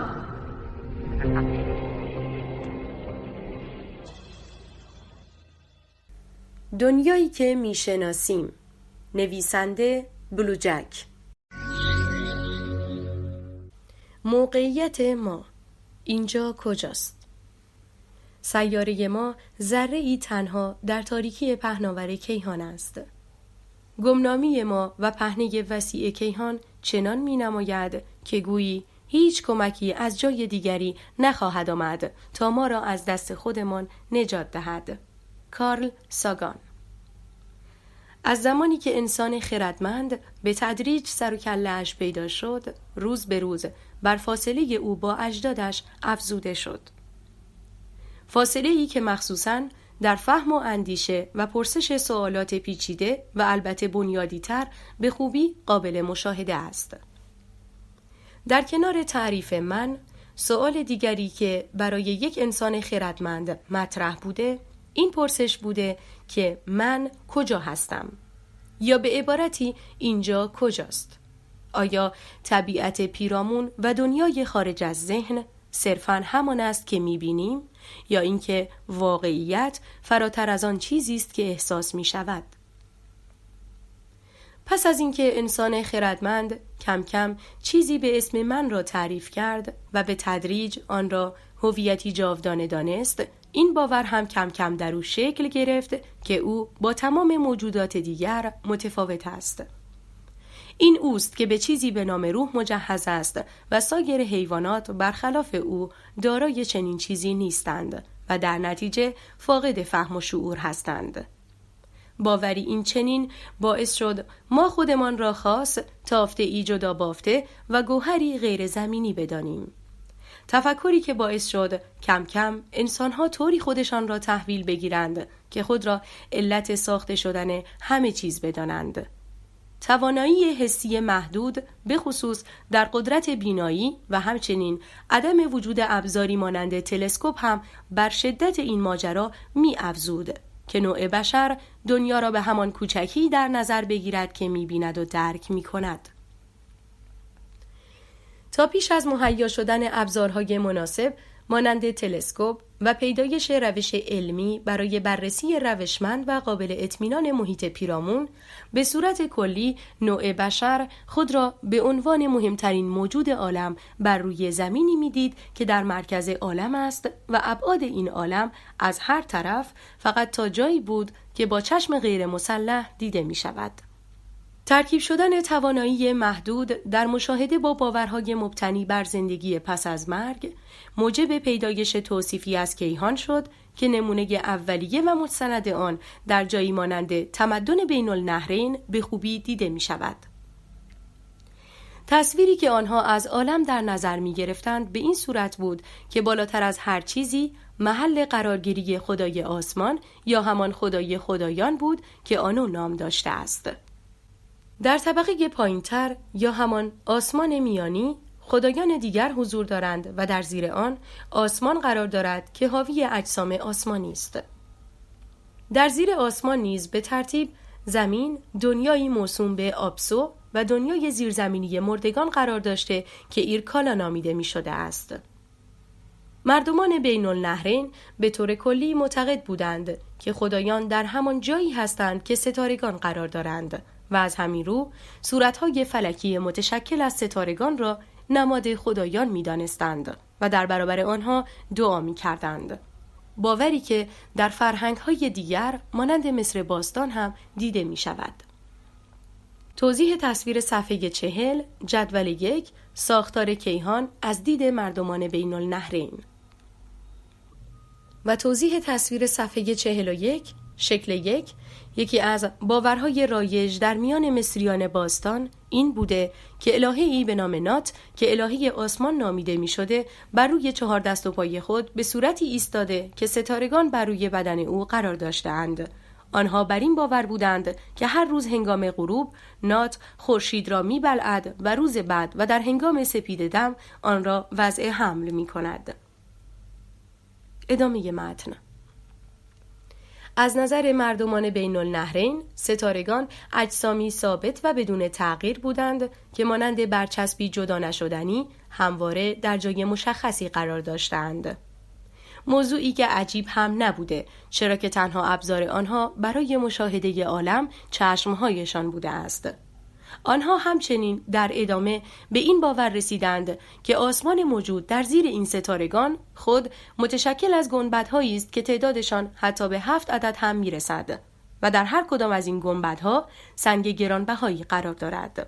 سنگ‌هایی که ما امروزه آنها را با نام‌های خورشید، عطارد، زهره، ماه، مریخ، مشتری و زحل می‌شناسیم. و از نظر مردمان بین النهرین این سنگ‌ها هر کدام نماد یکی از خدایان و ایزدبانوهای آن دوران به حساب می آمدند. چنین باوری محدود به آسمان نماند و مردمان بین النهرین که معتقد بودند انسان‌ها هیچگاه به آسمان صعود نخواهند کرد و پس از مرگ به دنیای زیرزمینی به نام ایرکالا می روند، باور خود درباره 7گانگی آسمان را کم کم به خود زمین نیز تأمین دادند. باور زمین و آسمان 7گانه در ادامه به تدریج راه خود را در سایر فرهنگ‌ها نیز باز کرد. به طوری که ما امروز حضور چنین باوری را در یهودیت، مسیحیت، اسلام و حتی آیینی مانند هندوئیسم هم مشاهده می کنیم. به عنوان مثال در داستان معراج محمد می خوانیم که خدایی به نام الله به عنوان خدای خدایان در جایگاهی بالاتر از هر چیزی قرار دارد و با پرواز کردن به سمت بالا و عبور از 7 آسمان می توان به آن رسید. توضیح تصویر صفحه 42 شکل 2 محمد در حال پرواز به سمت الله در کارت پستالی متعلق به دانشگاه هاروارد. ادامه متن. با ظهور تدریجی فلاسفه بزرگ در یونان باستان، ما کم کم به سمت برداشتن گامی مهم در جدا شدن از داستان‌های اساطیری و افسانه‌های باستانی هدایت شدیم. یکی از پیشگامان برجسته در این زمینه فردی به نام آناکسیماندر بود که بین سالهای 610 تا 545 قبل از میلاد و سالها قبل از افرادی همچون افلاطون و ارسطو میزیست. اگرچه طرح پیشنهادی او مشکلات خاص خودش را داشت، اما او سعی کرد برای اولین بار و برخلاف آنچه که رایج بود از قصه های باستانی رایج در یونان باستان در مورد گیتی مانند آنچه در اشعار هومر و هزیود ارائه میشد جدا شود و طرح نو دراندازد. مطابق منابع متعدد او اولین فردی بوده است که جرأت ترسیم نقشه‌ای برای زمین را از خود نشان داده است. توضیح تصویر صفحه 43 اولین نقشه که ترسیم شده از زمین در طول تاریخ توسط آناکسیماندر. ادامه متن. کارل پوپر که یکی از فیلسوفان برجسته علم به حساب می آید، در مورد آناکسیماندر و روایت جدیدش از عالم که بسیار سنت شکنانه و نوآور بود اینطور گفته است: ایده او یکی از جسورانه ترین، انقلابی ترین و برجسته ترین ایده ها در تمام تاریخ تفکر انسان است. مطابق اظهارات ارسطو، آناکسیماندر اولین فیلسوف یونانی بوده که اظهار می داشته منشأ همه چیز ریشه در چیزی بی حد و مرز دارد که خود وجودی همیشگی دارد و از چیزی نشأت نگرفته است. موضوعی که می توان از آن به عنوان آغاز باور به چیزی به اسم ماورا و غیر ماده یاد کرد. آناکسیماندر با شهامت خاصی برای اولین بار این ایده را مطرح کرد که اجسام آسمانی در افق متوقف نمی شوند، بلکه در مسیری دایره‌ای به دور زمین میچرخند. مطابق کیهانی که او متصور بود، زمین همچنان مانند افکار مردم بین النهرین در مرکز عالم قرار داشت. با این حال او زمین را کاملا مسطح نمی‌دانست و مانند شکل 3 آن را همانند یک استوانه در نظر می‌گرفت که دارای 2 سطح پشت و روست. از نظر او ارتفاع این استوانه 1/3 قطر آن بود. آناکسیماندر زمین را به صورت ثابت و البته معلق در فضا در نظر می گرفت و تصور می کرد که به دور آن حلقه هایی تو خالی از آتش وجود دارد. او بر این باور بود که چیزهایی مانند ستاره، ماه و خورشید که به عنوان اجسام آسمانی دیده می شوند، در واقع ناشی از حفراتی هستند که در ساختار این حلقه های حاوی آتش وجود دارند. از نظر آناکسیماندر، ستارگان در موقعیتی نزدیکتر از اجسام آسمانی مانند ماه و خورشید قرار داشتند. اگرچه همه ایده های افرادی مثل آناکسیماندر صحیح نبود که با توجه به میزان دانش آن دوران امری بدیهی بوده است، اما همین ایده ها راه را برای افکار جدیدتر باز کردند. افلاطون که پس از او میزیست معتقد بود که تمام آنچه که وجود دارد را میتوان به 2 دسته تقسیم کرد: اجزای مادی مانند هر آنچه که میبینیم و اجزای غیر مادی مانند ذهن یا جان که قابل مشاهده نیست. او معتقد بود که اجزای مادی همواره ناقص هستند و در نتیجه تکیه بر آنها نمیتواند منجر به رسیدن به کمال دانش باشد. از همین رو افلاطون تصور می‌کرد که به جای بهره بردن از مشاهده و اندازه‌گیری، بهترین راه کسب دانش متوسل شدن به منطق و استدلالی است که از ذهن و جان غیر مادی سرچشمه می‌گیرد. با این حال شاگردش یعنی ارسطو برخلاف افلاطون تأکید بیشتری بر عمل و مشاهده داشت و از همین رو صرفاً بر استدلال ذهنی تکیه نکرده. او بر این باور بود که کل عالم از 4 عنصر یعنی خاک، باد، آب و آتش تشکیل شده و تصور می‌کرد که زمین در مرکز عالم قرار گرفته است. توضیح تصویر صفحه 45 شکل 4 ساختار کیهان از نظر آناکسیماندر. ادامه متن. ارسطو تحت تأثیر طبع کمالگرایی رایج در آن دوران معتقد بود که اجسام آسمانی یعنی سیارات به همراه ماه و خورشید در مسیرهایی کاملا مدور و بی‌نقص به دور زمین در گردش هستند. ارسطو زمین را به عنوان عنصر خاک سنگین‌تر از 3 عنصر دیگر در نظر می گرفت و در نتیجه آن را در مرکز قرار می داد. او تصور می کرد که فاصله میان زمین تا ماه که نزدیکترین جسم آسمانی است توسط 3 عنصر دیگر به ترتیب سنگینی، آب، باد و آتش پر شده است. در آسمان عالمی که ارسطو آن را متصور بود 7 جسم آسمانی وجود داشت که از جنس 4 عنصر شناخته شده نبودند و خود عنصر 5 به حساب می آمدند. علاوه بر این در عالم ارسطویی ستارگان ثابتی در ورای اجسام آسمانی وجود داشتند که همانند چراغ آسمان شب را روشن می کردند. با این حال برخلاف مردمان بین النهرین ارسطو زمین را تخت نمی دانست و آن را کروی و گرد در نظر می گرفت. توضیح تصویر صفحه 46 شکل 5 ساختار کیهان از نظر ارسطو. ادامه متن. اگرچه افرادی مانند افلاطون و ارسطو معتقد به گردش خورشید به دور زمین بودند، اما حتی در همان دوران یونان باستان نیز شاهد این بوده ایم که برخی از فیلسوفان مانند فیثاغورس، ارشمیدس و آریستارخوس به گردش زمین به دور خورشید باور داشتند. برخی از آنها حدس می‌زدند که خورشید بزرگتر از زمین است و از همین رو این فرض را منطقی می‌دانستند که جسم کوچکتر یعنی زمین به دور جسم بزرگتر یعنی خورشید بچرخد. با این حال فرضیه زمین مرکزی که توسط افراد برجسته‌ای مانند ارسطو مطرح بود و بعداً توسط حامیان مهمی مثل کلیسا ترویج می‌شد، در میان عامه شناخته شده تر و البته پذیرفته شده تر بود. همانطور که اشاره شد، ارسطو به مانند برخی از پیشینیان خود همچون افلاطون یا فیثاغورس معتقد بود زمین گرد است. از میان استدلال‌های مهم او برای گرد بودن زمین یکی این بود که بر اثر حرکت به سمت جنوب یا شمال ستارگان جدیدی در آسمان شب آشکار می‌شوند. استدلال دیگرش این بود که سایه زمین بر روی ماه گرد است. با این حال او معتقد بود که زمین مرکز عالم است. ارسطو متوجه شده بود که هیچ نوع باد دائمی بر روی زمین وزیده نمی شود و وقتی سنگی به هوا پرت می شود آن سنگ دقیقاً در همان محلی که به هوا پرت شده به زمین می افتد.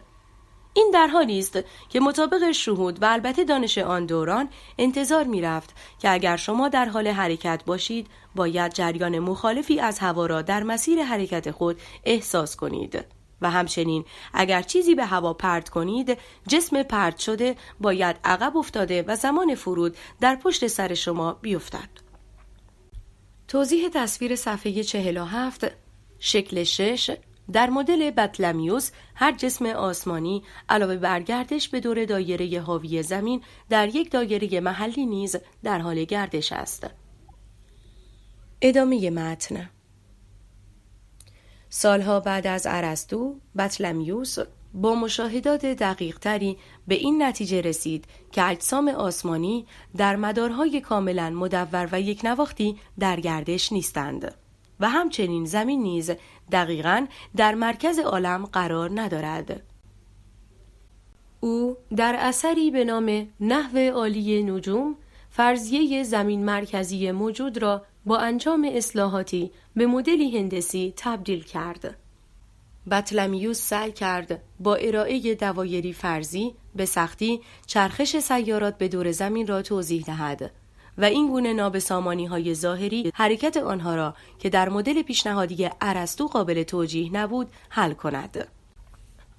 خوشبختانه فارغ از اینکه چند هزار سال باور به موضوعی رایج بوده یا آن باور چقدر مقدس در نظر گرفته شده باشد، قوانین طبیعی برای باورهای ما تره هم خورد نمی کنند و فرو ریختن بنیاد نادرست باورهایمان تنها نیاز به تلنگری دارد.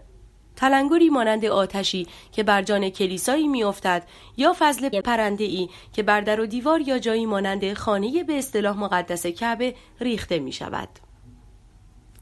باور به قرار داشتن زمین در مرکز عالم نیز از آن دست باورهایی است که ناشی از توانایی محدود ما در مشاهده پیرامون و همچنین تا حدودی میل ما به خود مهم انگاری بوده است. چیزی مانند دین هم خود ناشی از دلایل مشابهی است. در نتیجه عجیب نیست که باوری مانند قرار داشتن زمین در مرکز عالم توسط باورهای مذهبی در طول تاریخ به شدت تبلیغ می شده است. به طوری که چندین قرن تبلیغ چنان قداستی به آن بخشیده شد که تا همین 400 سال پیش باور اصلی و رایج در میان عامه مردم بود. با این حال پیدایش تلسکوپ و کشفیات گالیله و برملا شدن محدود بودن توانایی ما برای مشاهده محیط پیرامون همان تلنگری بود که چنین باور نادرستی برای فرو ریختن خود نیاز داشت. توضیح تصویر صفحه 49 شکل 8 ساختار کیهان از نظر کوپرنیک. ادامه متن. باور به افکار ارسطو که به خصوص توسط کلیسا به شدت ترویج می‌شد، برای حدود 1000 سال بعد از مرگ او همچنان باوری غالب در میان عامه مردم بود. با این حال نیکولاس کوپرنیک، کشیش و ستاره شناس لهستانی، با ارائه نظریه جدید و البته ساده‌تر خود در سال 1543 میلادی سعی کرد که توضیح دهد این زمین است که به همراه دیگر سیارات شناخته شده به دور خورشید میچرخد. دیدگاهی که موضوع کاملا جدیدی نبود و همانطور که قبلا اشاره شد پیش از کوپرنیک هم افرادی وجود داشتند که این گونه به موضوع بیاندیشند. اگرچه کلیت نظریه کوپرنیک درست بود، اما کوپرنیک قادر نبود به اشکالاتی پاسخ دهد که قبلا فردی مانند ارسطو با ثابت انگاشتن زمین سعی کرده بود به آنها پاسخ بدهد. علاوه بر این، خود نظریه هم کاملا بی‌نقص نبود و دارای اشکالاتی بود. مثلا در این نظریه خورشید به جای منظومه شمسی در مرکز عالم قرار داشت و مدار چرخش سیارات به دور خورشید هنوز کاملا دایره‌ای و گرد فرض می‌شد. مشکل دیگر نظریه کوپرنیک محدود بودن ابعاد کیهان توصیف شده بود، به طوری که چرخش زمین در آن ابعاد قادر به توجیه علت ثابت دیده شدن ظاهری ستارگان نبود. با این حال این نظریه گام اول در راه اصلاح طرز تفکر غلط چند هزار ساله ما درباره کیهان بود و انتظار نمی رود که گام اول همیشه گامی بی نقص باشد. اهمیت کار کوپرنیک این بود که راه را برای دستاوردهای بعدی هموار کرد. او به ما نشان داد که مهم نیست یک باور برای چند هزار سال پرستیده شده باشد.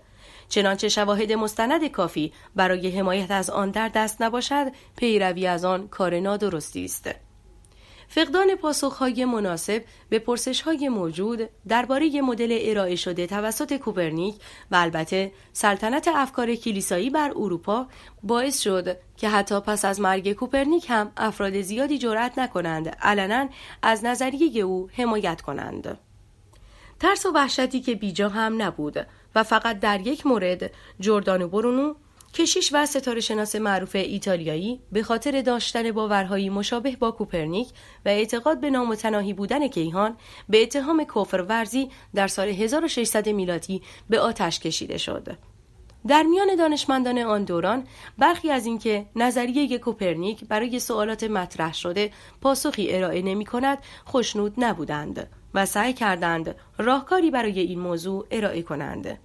یکی از این افراد منجمی دانمارکی به نام تیکو براهه بود که خودش و پس از او شاگردش یوهان کپلر سهم چشمگیری در تغییر دید ما به کیهان ایفا کردند.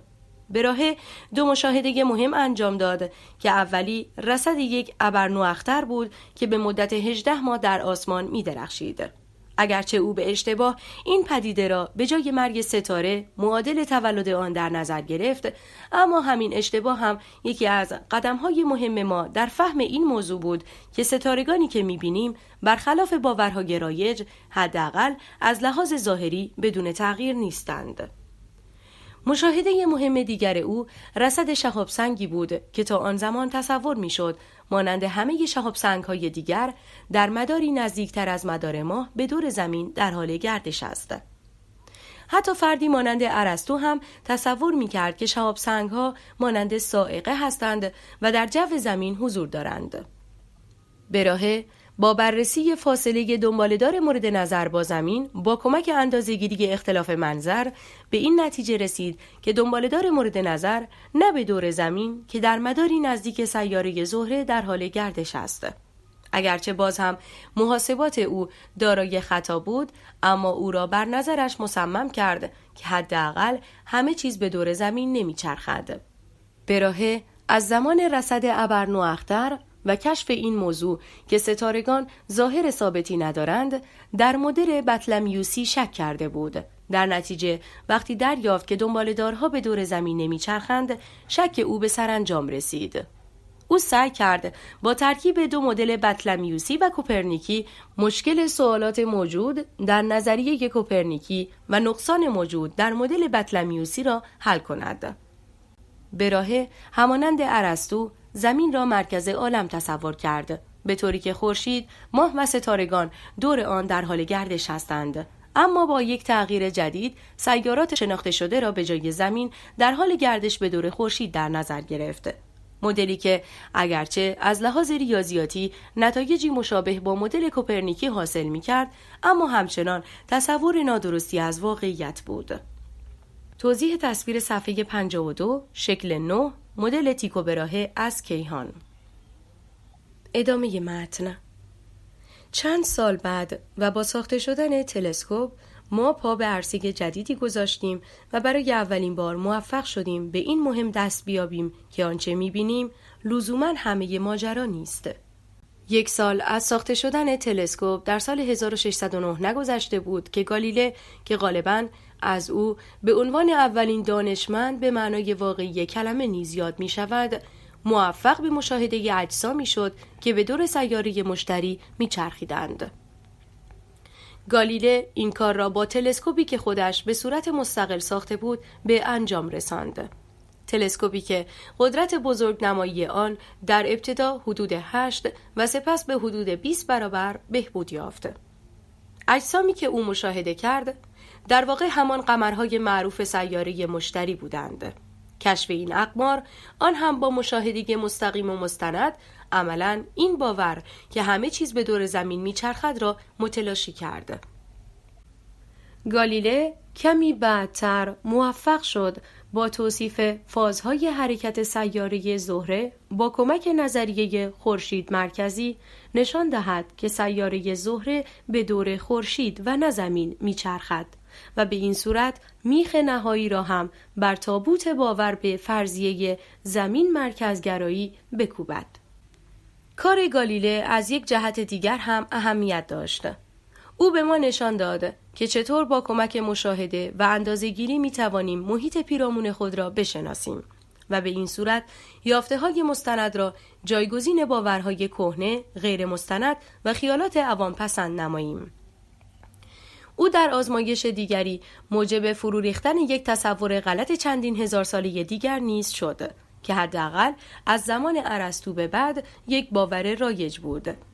گالیله با انداختن یک جسم سنگین و جسم سبک از ارتفاع مشخص اثبات کرد که هر دو جسم تقریباً با هم به زمین میرسند و تفاوت جرم آنها موجب نمی شود که جسم سنگین تر زودتر به زمین برسد.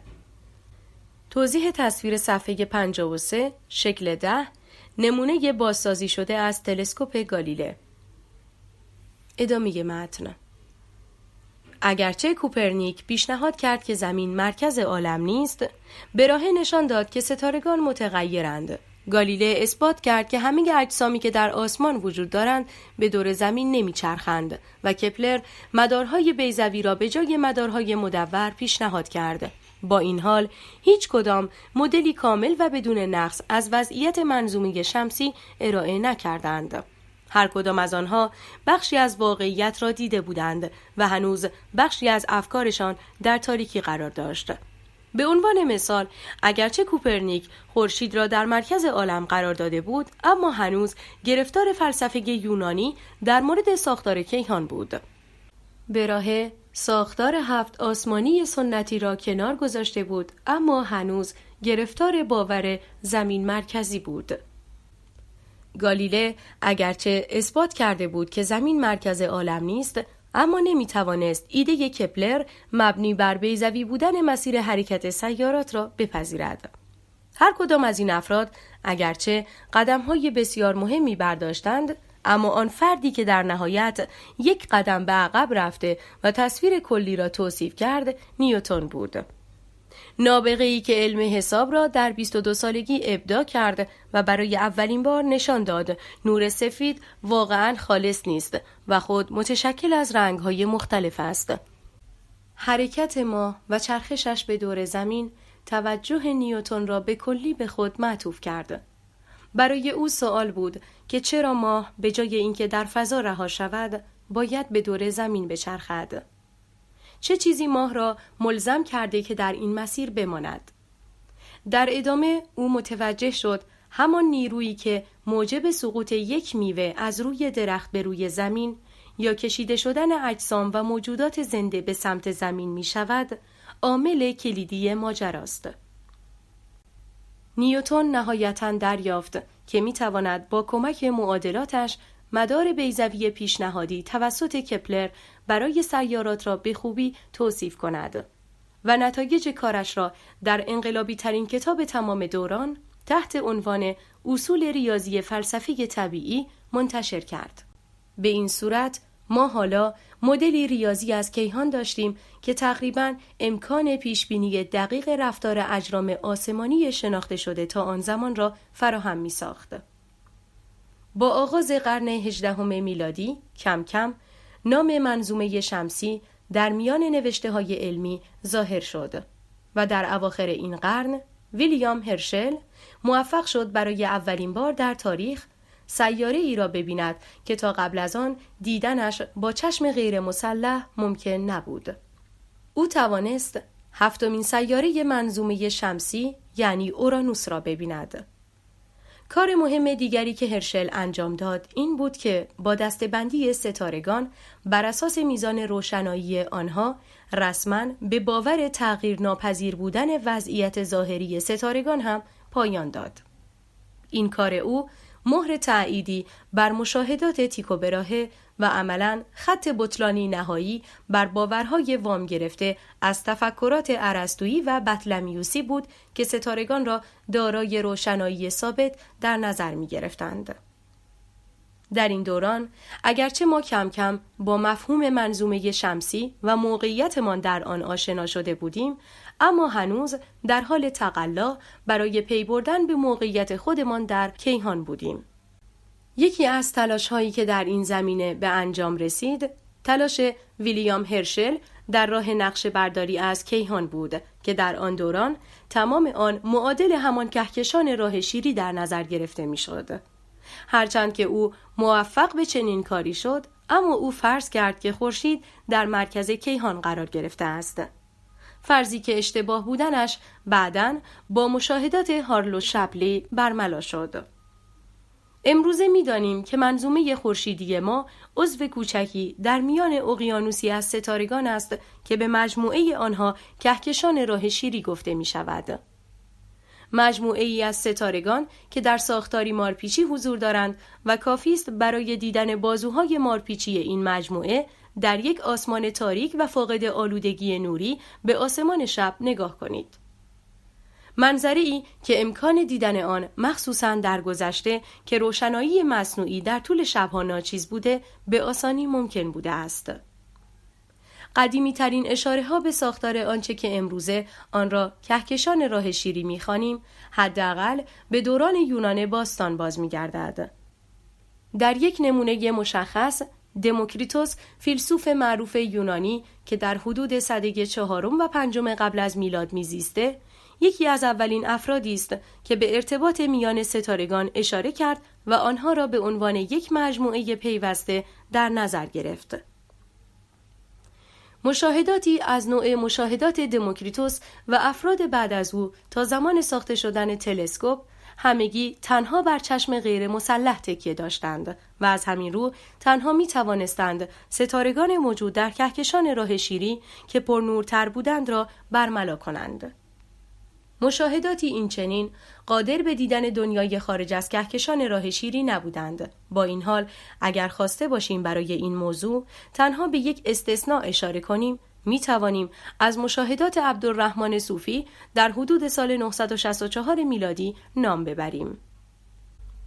او که یک ستاره شناس برجسته ایرانی در دوران دیلمیان بود، در کتابی به نام صورالکواکب که به زبان عربی نگاشته شده بود، به توصیفات خود درباره آنچه امروز کهکشان آندرومدا و ابر بزرگ ماژلانی مینامیم پرداخته است. در شرایط نوری مناسب، تماشای کهکشان آندرومدا و کهکشان اقماری ابر ماژلانی با کمک چشم غیر مسلح باعث می شود که این دو نهایتاً به صورت غبار یا سحابی دیده شوند. عبدالرحمن صوفی هم آنها را نه کهکشان‌هایی مجزا بلکه در قالب نوعی غبار و به شکل صورت فلکی در نظر گرفت. با این حال به نظر مشاهدات او اولین مشاهدات به ثبت رسیده از کهکشانی خارج از کهکشان راه شیری، آن هم با چشمان غیر مسلح است.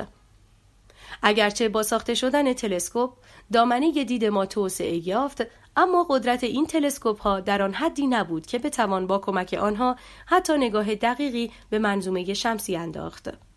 برای نشان دادن ضعف و محدودیت تلسکوپ های اولیه می توان به این واقعیت اشاره کرد که از زمان کشف 4 قمر مشتری در سال 1610 میلادی توسط گالیله، مشاهده قمر بعدی که به سیاره زحل تعلق داشت و نامش تایتان بود 45 سال و مشاهده اولین سیاره جدید که اورانوس بود به حدود 170 سال گذر زمان و بهبود قدرت تلسکوپ ها نیاز داشت.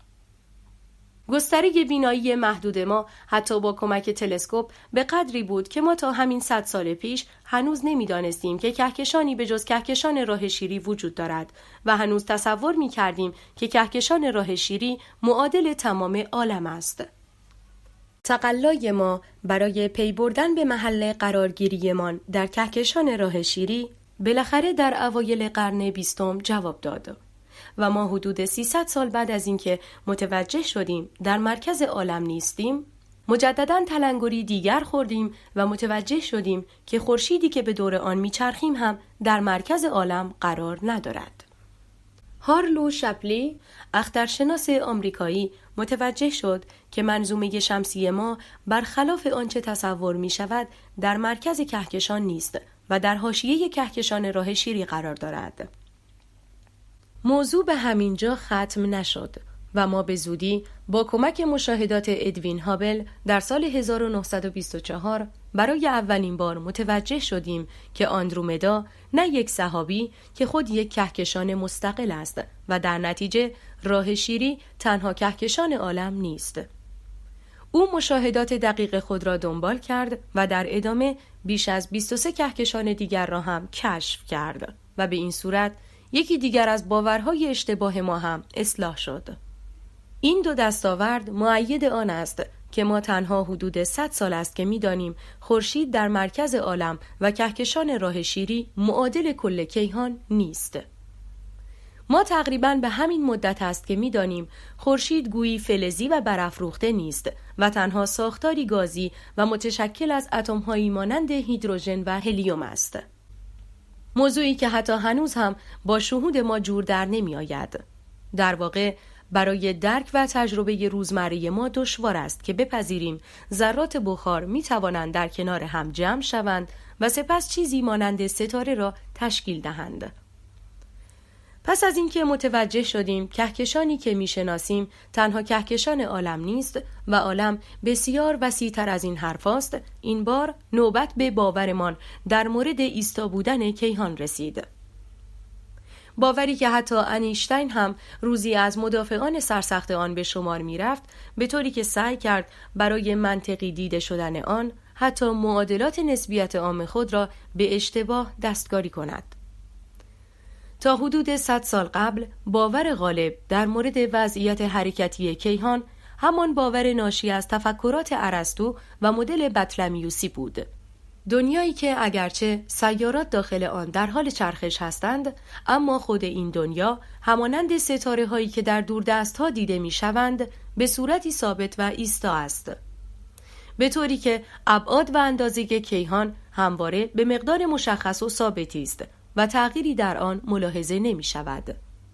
ما هنوز در شوک ضربات ناشی از یافته‌های شپلی و هابل درباره موقعیت خودمان در کهکشان و وجود کهکشان‌های دیگر در عالم به سر می‌بردیم که کشیش و اخترشناسی بلژیکی به نام ژورژ لومتر ایده ای را مطرح کرد که خود ضربه کاری دیگری بر بنیان باورهای کهن و مقدس ما بود. او در سال 1927 در مقاله‌ای به صورت نظری محاسباتی را ارائه کرد که بیان می‌کرد سرعت حرکت کهکشان‌های موجود در کیهان با فاصله آنها از زمین متفاوت است. به زبان ساده‌تر یعنی کهکشان‌ها ایستا نیستند و در حال دور شدن از یکدیگر هستند. البته 5 سال قبل از او دانشمندی روس به نام الکساندر فریدمان پاسخهایی برای معادلات نسبیت عام انیشتین یافته بود که نشان می‌داد که کیهان ایستا و ثابت فرضی نادرست است. با این حال او تصور می‌کرد که نتایج کارش تنها به دنیای ریاضیات ختم می‌شود و به درد دنیای واقعی و فیزیکی نمی‌خورد. علاوه بر این او آنقدر زنده نماند تا با تأییدیه‌های تجربی از حرکت کیهان روبرو شود و متاسفانه در سال 1925 و در حالی که تنها 37 سال داشت به خاطر بیماری حصبه درگذشت. ایده نظری لومتر 2 سال بعد با مشاهدات نجومی ادوین هابل در مورد انبساط کیهان تأیید شد.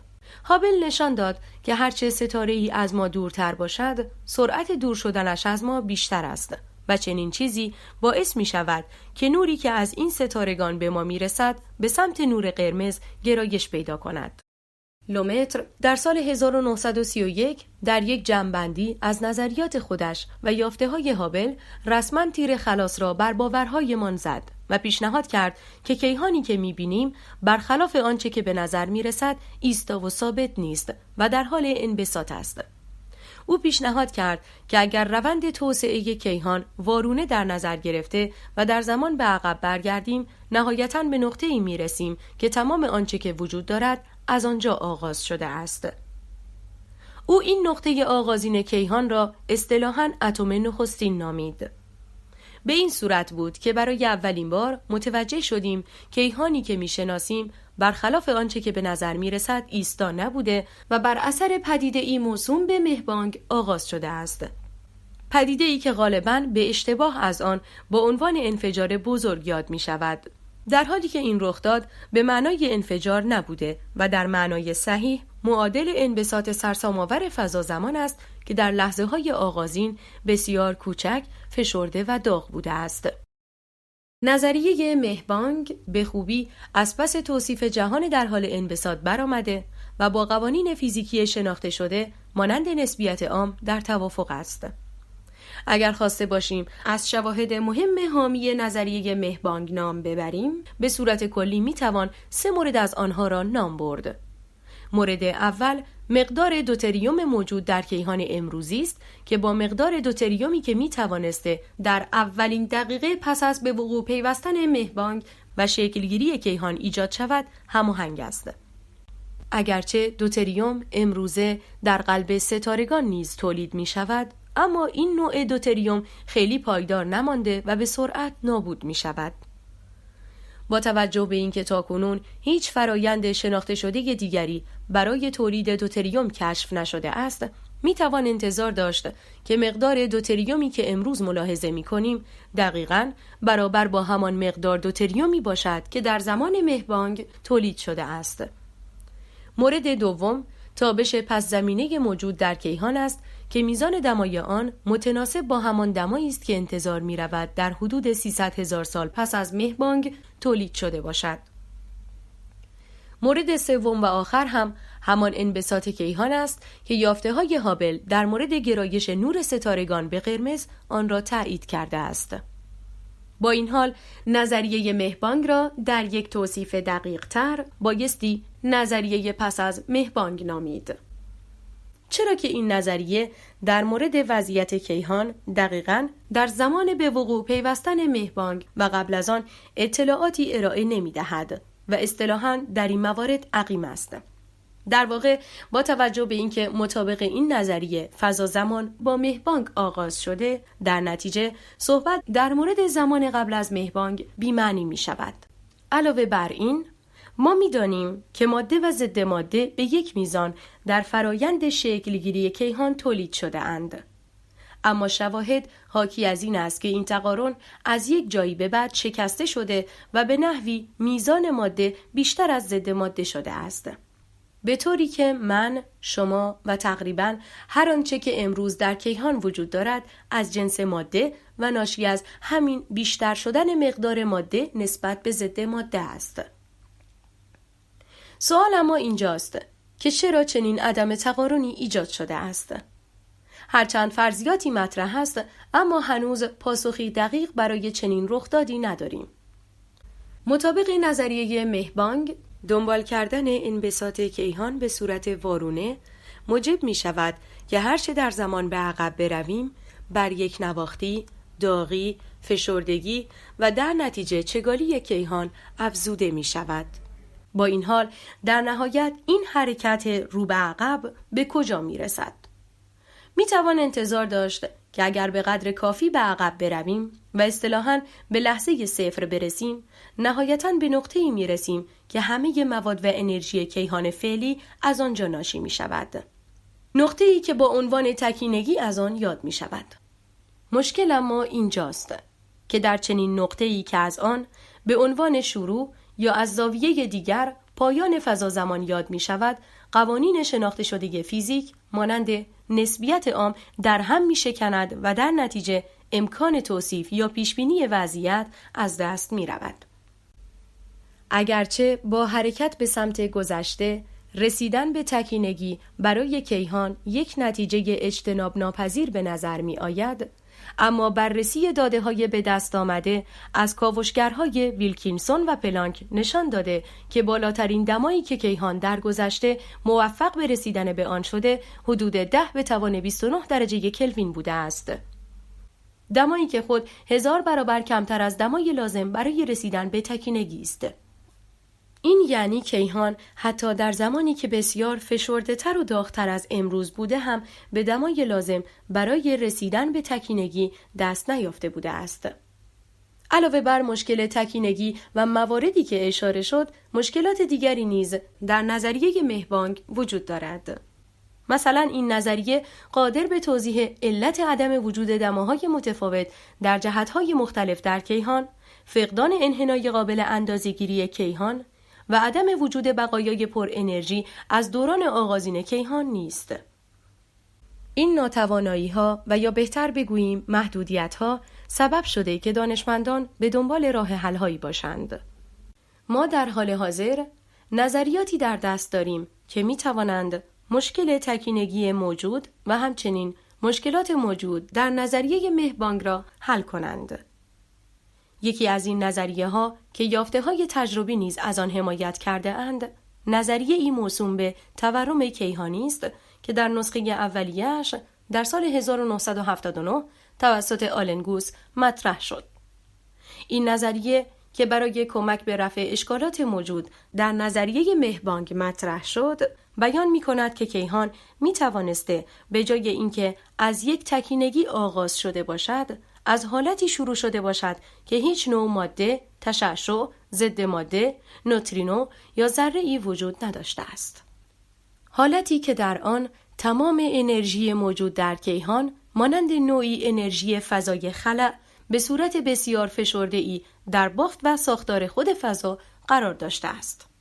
در ادامه نیز تورم این فضا در نهایت منتهی به وقوع مهبانگ و تولید ماده و کیهانی که میشناسیم شده است. با توجه به اینکه برخی از یافته‌ها از این ایده حمایت می‌کنند که ممکن است منشأ انرژی تاریک به پیش از مهبانگ برسد، حتی شاید بتوان از این انرژی به عنوان یکی از عوامل احتمالی یا حداقل عاملی دخیل در انجام تورم کیهانی یاد کرد. علاوه بر بحث منشأ و نحوه توسعه جهان، یکی دیگر از سوالات ما در مورد کیهان به سن آن مربوط است. پس از اینکه مشخص شد کیهان ایستانی است، معلوم شد آن ستاره هایی که در آسمان می‌بینیم صرفاً برچسب هایی با موقعیت ثابت نیستند و همواره در حال حرکت هستند.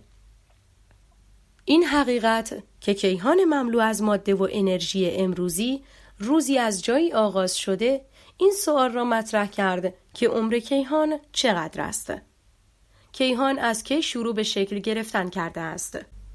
موضوعی که مشاهدات محدود هابل از انبساط کهکشان‌ها عددی در حدود 1.8 میلیارد سال را پیشنهاد می‌کرد.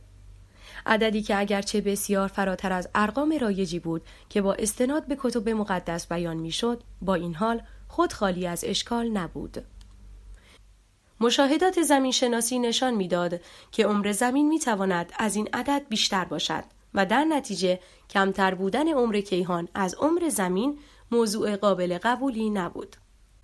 تا قبل از قرن 17 که هنوز بنیان‌های روش علمی بنا نشده بود و تفکرات غالب جامعه بر مبنای فرضیه زمین مرکزی قرار داشت، طرز فکر اصلی و رایج سن زمین و کل کیهان را یکسان در نظر می گرفت و در جایی مانند اروپا با استناد به قصه های مذهبی آفرینش انسان قدمت کیهان را حدود 6000 سال تخمین می زدند.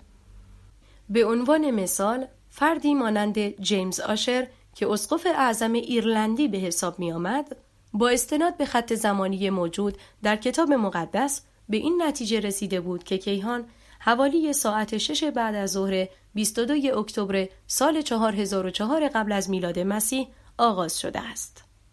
با این حال با متداول شدن بررسی روشمند و هدفمند پدیده‌ها، از جمله بررسی سن خود کره زمین، ما کم کم موفق شدیم به این مهم دست یابیم که چنین اعدادی که به استناد قصه های باستانی ارائه می شوند چقدر خام و واهی هستند. یافته های حاصل از کارهای جورج بوفون، چارلز لایل و سپس افرادی مانند ویلیام تامسون، جان جالی و حتی ارنست رادرفورد ما را به این حقیقت رساند که سن زمین و در نتیجه سن خود کیهان بسیار بیشتر از آن چیزی است که ما حتی در خوابهایمان به آن پی برده ایم.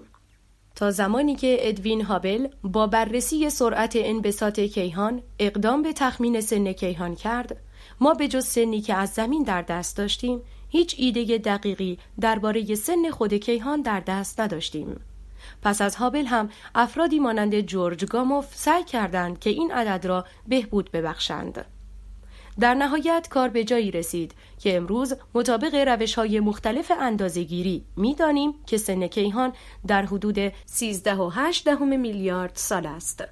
عددی که بیش از 2 میلیون برابر اعداد استخراج شده از داستان‌های مذهبی است. در مجموع ما امروزه می‌دانیم که منظومه خورشیدی ما خود عضوی از یک کهکشان مارپیچی به نام کهکشان راه شیری است. این کهکشان نیز به همراه 29 کهکشان دیگر در کنار هم منجر به شکلگیری ساختاری به نام گروه محلی می‌شوند. گروه محلی که قطرش به حدود 10 میلیون سال نوری می‌رسد نیز در کنار گروه‌ها و خوشه‌های کهکشانی دیگر مانند خوشه ویرگو منجر به شکلگیری مجموعه بزرگتری می‌شوند که با نام ابرخوشه ویرگو شناخته می‌شود. ابرخوشه‌ای متشکل از حداقل 100 گروه و خوشه کهکشانی که قطر آن حدود 100 میلیون سال نوری برآورد می‌شود. ابرخوشه ویرگو نیز در کنار 3 ابرخوشه دیگر مجموعاً تشکیل ابرخوشه لانیاکیا را می‌دهند که شامل بیش از 100,000 کهکشان است و قطری برابر با 500 میلیون سال نوری دارد. کنار هم قرار گرفتن ابرخوشه‌هایی همانند لانیاکیا موجب شکلگیری ساختارهایی به اسم رشته کهکشانی و در نهایت جهان قابل مشاهده می‌شود. مشاهده فضایی است که برای هر نقطه از کیهان متفاوت دیده می شود. یعنی بسته به اینکه از کجا به کیهان نگاه کنید، محل قرارگیری لبه جهان قابل مشاهده برای شما متفاوت خواهد بود. با این حال جهان قابل مشاهده فعلی از دید ما کره‌ای فرضی است که ما در مرکز آن قرار داریم و شعاع آن از هر طرف برابر با حدود 46.5 میلیارد سال نوری است.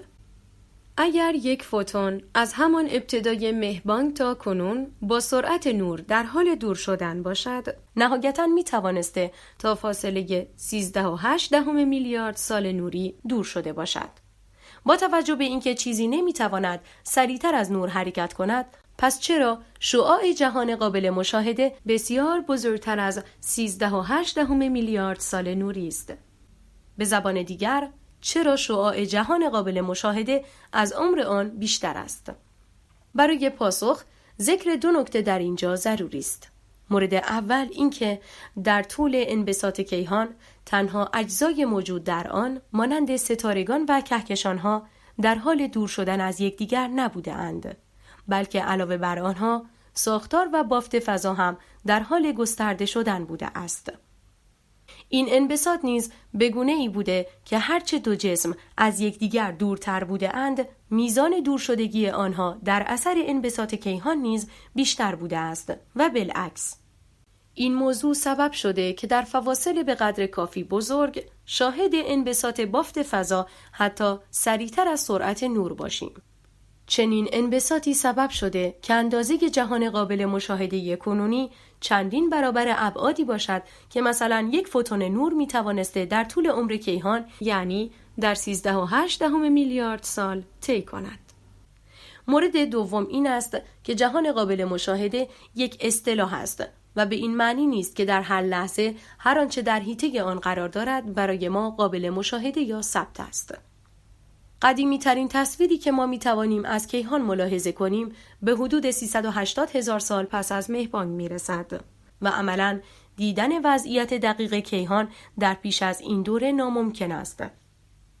این محدودیت ناشی از این واقعیت است که تا پیش از این دوره زمانی فضا مملو از پلاسما بوده و بازجذب شدید فوتون‌های منتشر شده موجب می شده که کیهان کاملا مات و در نتیجه دیدن اجزای آن غیر ممکن به نظر برسد.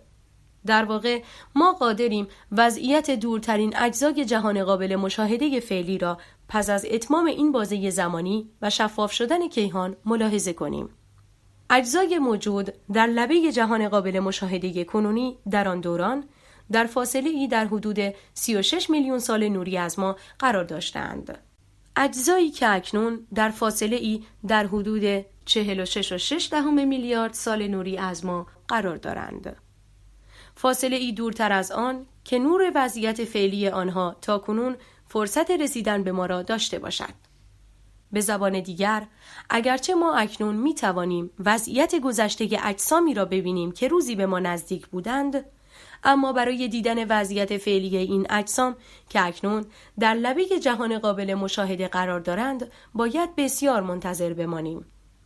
اگر خواسته باشیم جهان قابل مشاهده را توصیف کنیم، می توان اینطور بیان کرد که جهان قابل مشاهده فعلی از لحاظ دمایی بسیار خنک‌تر از لحظات آغازین شکلگیری خودش در زمان مهبانگ است، به طوری که دمای آن به صورت میانگین به حدود -270 درجه سانتیگراد می رسد. از لحاظ ساختار مواد تشکیل دهنده و بر اساس آنچه تا کنون می دانیم، جهان قابل مشاهده حدوداً متشکل از 1% تشعشع، 1% نوترینو، 4.9% ماده معمولی، 27% ماده تاریک و نهایتاً 68% انرژی تاریک است. در مورد جهان قابل مشاهده به صحبت پرداخته شد، اما سوال این است که تفاوت جهان غیر قابل مشاهده یا اصلاً تفاوت کیهان با آنچه که جهان قابل مشاهده می‌خوانیم در چیست؟ چرا در شکل 16 کیهان را بزرگتر از جهان قابل مشاهده در نظر گرفته ایم؟ اگر سرعت انبساط کیهان از زمان وقوع مهبانگ تا کنون را سرعتی با نرخ ثابت در نظر بگیریم، چیزی که کیهان می‌خوانیم در واقع همان جهان قابل مشاهده خواهد بود. با این حال برخی از مدل‌های توصیف کننده کیهان که مبتنی بر نظریات متفاوتی مانند تورم کیهانی هستند، نیاز دارند که کیهانی متشکل از جهان قابل مشاهده و جهان غیر قابل مشاهده وجود داشته باشد. نظریه‌ای که مطابق آن کیهان در دوره بسیار کوتاهی از انبساط خودش در لحظات اولیه پس از بگ بانگ رشد نمایی شدیدی را تجربه کرده و پس از اتمام آن نیز اگرچه انبساط همچنان ادامه داشته اما از سرعت آن کاسته شده است. اینکه کیهان چه ابعادی دارد موضوعی است که هنوز نمیتوان با قطعیت در موردش صحبت کرد. ما هنوز حتی مطمئن نیستیم که ابعاد کیهان محدود است یا اینکه کلاً محدود است. در واقع ما به اطلاعات موجود در آن سوی لبه جهان قابل مشاهده یا اصطلاحاً جهان غیر قابل مشاهده دسترسی نداریم. با این حال برخی از فرضیه‌ها که برای کیهان ابعاد مشخصی قائل شده اند، اعدادی را به عنوان قطر آن ارائه می‌کنند که دامنه آنها از 250 تا عدد سرسام‌آور 3 ضرب در 10 به توان 23 برابر قطر جهان قابل مشاهده را در بر می‌گیرد. حال که می‌دانیم در کجا زندگی می‌کنیم، ممکن است بخواهیم بدانیم چه بر سر ما و کیهانی که می‌شناسیم خواهد آمد. سرانجام این کیهان در حال انبساط به کجا خواهد رسید؟ در حدود 4.3 میلیارد سال بعد، اگر همچنان انسانی بر روی زمین مشغول زندگی باشد، آنها شاهد برخورد تدریجی کهکشان ما با کهکشان همسایه، یعنی کهکشان آندرومدا خواهند بود. برخوردی که در حدود 6 میلیارد سال دیگر تکمیل می شود. موضوعی که به کلی آسمان شب را تغییر خواهد داد. خورشید ما ستاره ای از کلاس جی است و اکنون در اواسط عمر خود به سر میبرد. در حدود 5 میلیارد سال دیگر خورشید به پایان مرحله همجوشی هیدروژنی میرسد و در ادامه به سراغ هلیوم میرود. موضوعی که سبب افزایش حجم خورشید و تبدیل آن به غول سرخ میشود. ستاره ای رو به مرگ و به قدری بزرگ که سیارات مجاور خود مانند عطارد، زهره و زمین را نهایتاً تا حدود 7.5 میلیارد سال دیگر میبلعد. سرانجام این غول سرخ لایه‌های خارجی خودش را از دست میدهد و زیر نیروی گرانش خودش در خود فرو ریخته و به یک کوتوله سفید تبدیل می شود. صرف نظر از اتفاقاتی که قرار است در پیرامون ما رخ دهد، چه سرنوشتی در انتظار خود کیهان است؟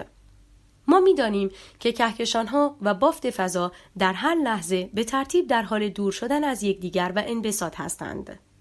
اما سرانجام این دور شدگی و بسط فضا به کجا می‌رسد؟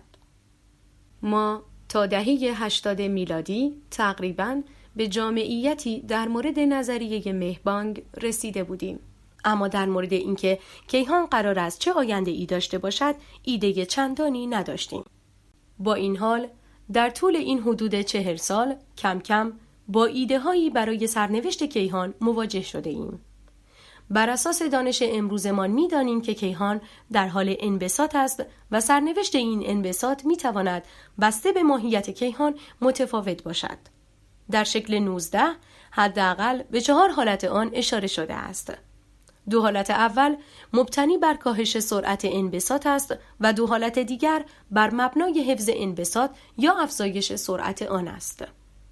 در حالت اول اگر نیروی گرانش اجزای تشکیل دهنده کیهان بتواند بالاخره بر نیروی انبساط کیهان غلبه کند، سرعت انبساط کیهان روزی به 0 رسیده و سپس کیهان با انقباض روبرو خواهد شد. شرایطی که از آن با عنوان انقباض بزرگ یاد شده و موجب می شود که نهایتاً تمام آنچه در کیهان وجود دارد روندی معکوس را در پیش گرفته و در نهایت همانند شرایط آغازین مجدداً در نقطه‌ای کوچک در هم فرو رود. یکی از مدل‌های مبتنی بر این پیشبینی مدلی موسوم به جهش بزرگ است.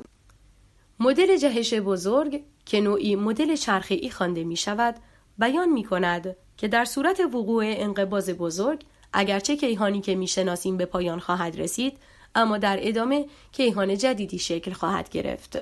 مطابق این مدل کیهان ما با یک بگ بانگ آغاز شده و با یک انقباض بزرگ به پایان میرسد. اما این تنها یک حلقه از یک زنجیره همیشگی از شروع و آغاز کیهان‌های متعددی است که پیش از ما وجود داشتند و پس از ما نیز به وجود خواهند آمد. به عبارتی دیگر، ما در حال حاضر در حد فاصله 2 مهربانگ زندگی می‌کنیم. حالت دوم حالتی است که اگرچه از سرعت انبساط کاسته می‌شود، اما هیچگاه متوقف نشده و این کاهش سرعت انبساط برای همیشه ادامه خواهد داشت. حالت سوم و چهارم هر دو مبتنی بر عدم کاهش سرعت انبساط و در نتیجه چربش انبساط بر نیروی جاذبه اجزای سازنده کیهان است. در اولی انبساط با سرعت ثابت ادامه پیدا می کند و در نتیجه آن همه اجزای کیهان از یکدیگر دور می شوند.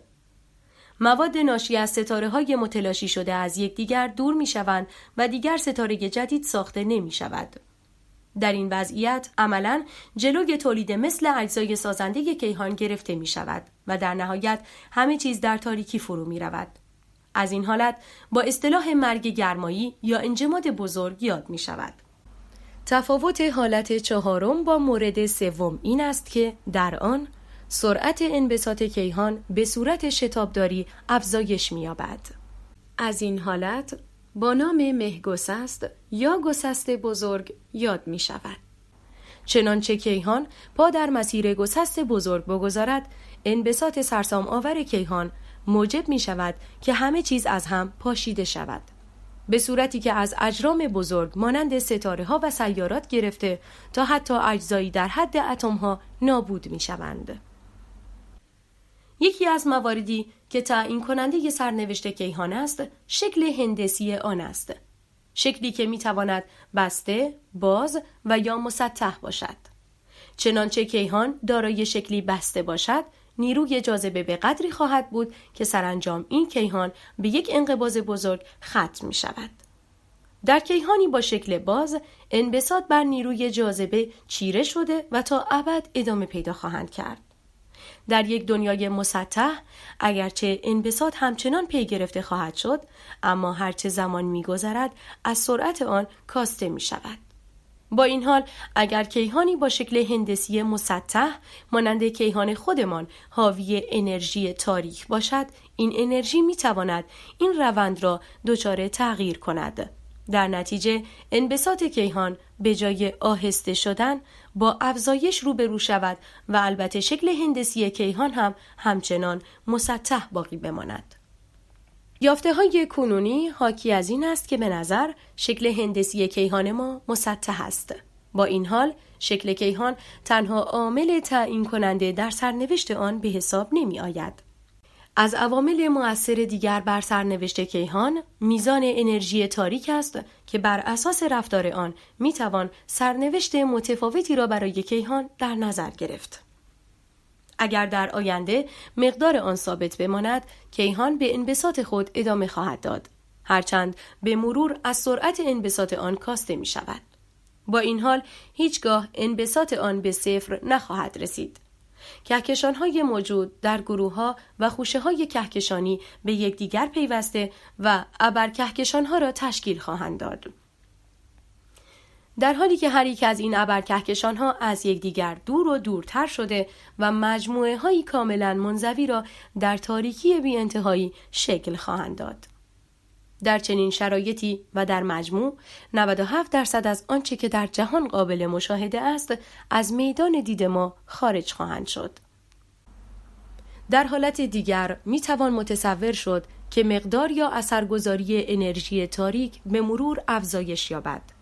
چنین چیزی می تواند در نهایت منجر به یک گسست بزرگ شود و در اثر آن همه چیز از هم بپاشد. حالت سومی که میتوان برای انرژی تاریک متصور شد، شامل کاهش و اضمحلال تدریجی آن است. در چنین حالتی، بسته به میزان کاهش مقدار انرژی تاریک، دو سرنوشت را میتوان برای کیهان متصور شد. چنانچه مقدار آن به صفر برسد، یک انجماد بزرگ و در صورتی که مقدارش منفی شود، میتوان یک انقباض یا مچاله شدگی بزرگ را به عنوان سرنوشت کیهان متصور شد. با توجه به نامعلوم بودن ماهیت انرژی تاریک که از اسم آن هم مشخص است، فعلا نمیتوان به صورت دقیق از سرنوشت قطعی کیهان صحبت کرد، اما بر اساس دانسته های امروز میتوان انتظار داشت که یکی از موارد اشاره شده سرنوشت نهایی کیهان ما باشد. سرنوشتی که البته به این زودی ها رخ نمیدهد و مطابق نظر کیتی مک در کتاب جدیدش به نام پایان همه چیز، ممکن است رسیدن به یک پایان منتهی به گسست بزرگ برای کیهان به حدود 200 میلیارد سال زمان نیاز داشته باشد. در مجموع ذکر این نکته قابل توجه است که ما پس از هزاران سال ترویج افکار اشتباه در مورد جایگاهمان در کیهان با افزایش دانش و یافته‌های جدید کم کم از سلطنت غرورآمیز افکارمان درباره واقعیت خارجی به زیر کشیده شده و متوجه شدیم که نه در مرکز عالم که در بخشی کاملا معمولی و فاقد اهمیت ویژه به سر میبریم. ما به لحاظ نجومی بر روی سیاره سنگی کوچکی حضور داریم که به دور ستاره‌ای نه چندان پر ابهت و پرنور میچرخد. خود این ستاره و در مجموع سیارات در حال گردش به دور آن هم در حال چرخش در حاشیه یک کهکشان کوچک هستند. در واقع ما به تدریج متوجه شدیم که از لحاظ کیهانی هیچ ویژگی خاص و متمایز کننده‌ای درباره موقعیت ما در کیهان وجود ندارد و کیهانی که میشناسیم وسیع‌تر از آن است که بود و نبود ما تفاوتی در روند آن ایجاد کند. هرچه ما بیشتر درباره جایگاهمان در کیهان دانسته ایم، نادانسته‌های بیشتری برایمان برملا شده است. معروف است که میگویند سوال میآورد، اما در واقع این عبارت را میتوان در نسخه‌ای بهتر و البته دقیق‌تر اینطور بیان کرد که دانستن سوال میآورد. سوال بی پاسخ تقریباً مشابه یک بن‌بست است، اما پاسخی که به سوال مورد نظر داده می شود موجب افزایش دانش ما شده و در ادامه جنبه‌های بیشتری از نادانسته من را برملا می کند. به بیان دیگر، ما هر پرسشی را که جواب داده ایم، پاسخ ارائه شده پرسش‌های دیگری را هم به همراه خود آشکار کرده است. مثلا زمانی که متوجه شدیم در مرکز عالم نیستیم، برایمان سوال شد که پس مرکز این کیهان کجاست؟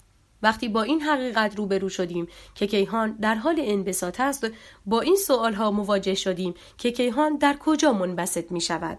یا به عبارتی بیرون کیهان چه خبر است؟ سرانجام آن چه خواهد شد و این انبساط قرار است تا کی ادامه داشته باشد؟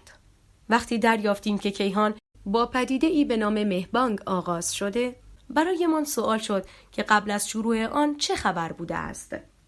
اصلاً وجود خود به خودی این کیهان چقدر محتمل بوده است؟ سوالاتی که به نظر انتهایی برای آنها نمیتوان متصور شد، چرا که متصور شدن نقطه‌ای به عنوان ایستگاه پایانی برای دانش دشوار است. خلاصه بخش: ما برای هزاران سال تصور می‌کرده ایم که در مرکز عالم قرار داریم و تمام کیهان همان چیزی است که با چشم‌هایمان می‌بینیم. با رشد قدرت اندیشه و همزمان با آن مجهز شدن به ابزارهای مناسبی مانند تلسکوپ، کم کم به این مهم رسیدیم که ما نه در مرکز کیهان که ساکن بخشی ناچیز از آن هستیم، به صورتی که حتی بود و نبود ما اثر خاصی بر روی ساختار و موجودیت کیهان ندارد. امروزه ما بیش از هر زمان دیگری از ساختار و اجزای سازنده کیهان آگاهیم. با این حال هنوز از آنچه که قرار است بر سر این کیهان بیاید مطمئن نیستیم و هنوز بایستی بیشتر بیاموزیم. Avagaboo.com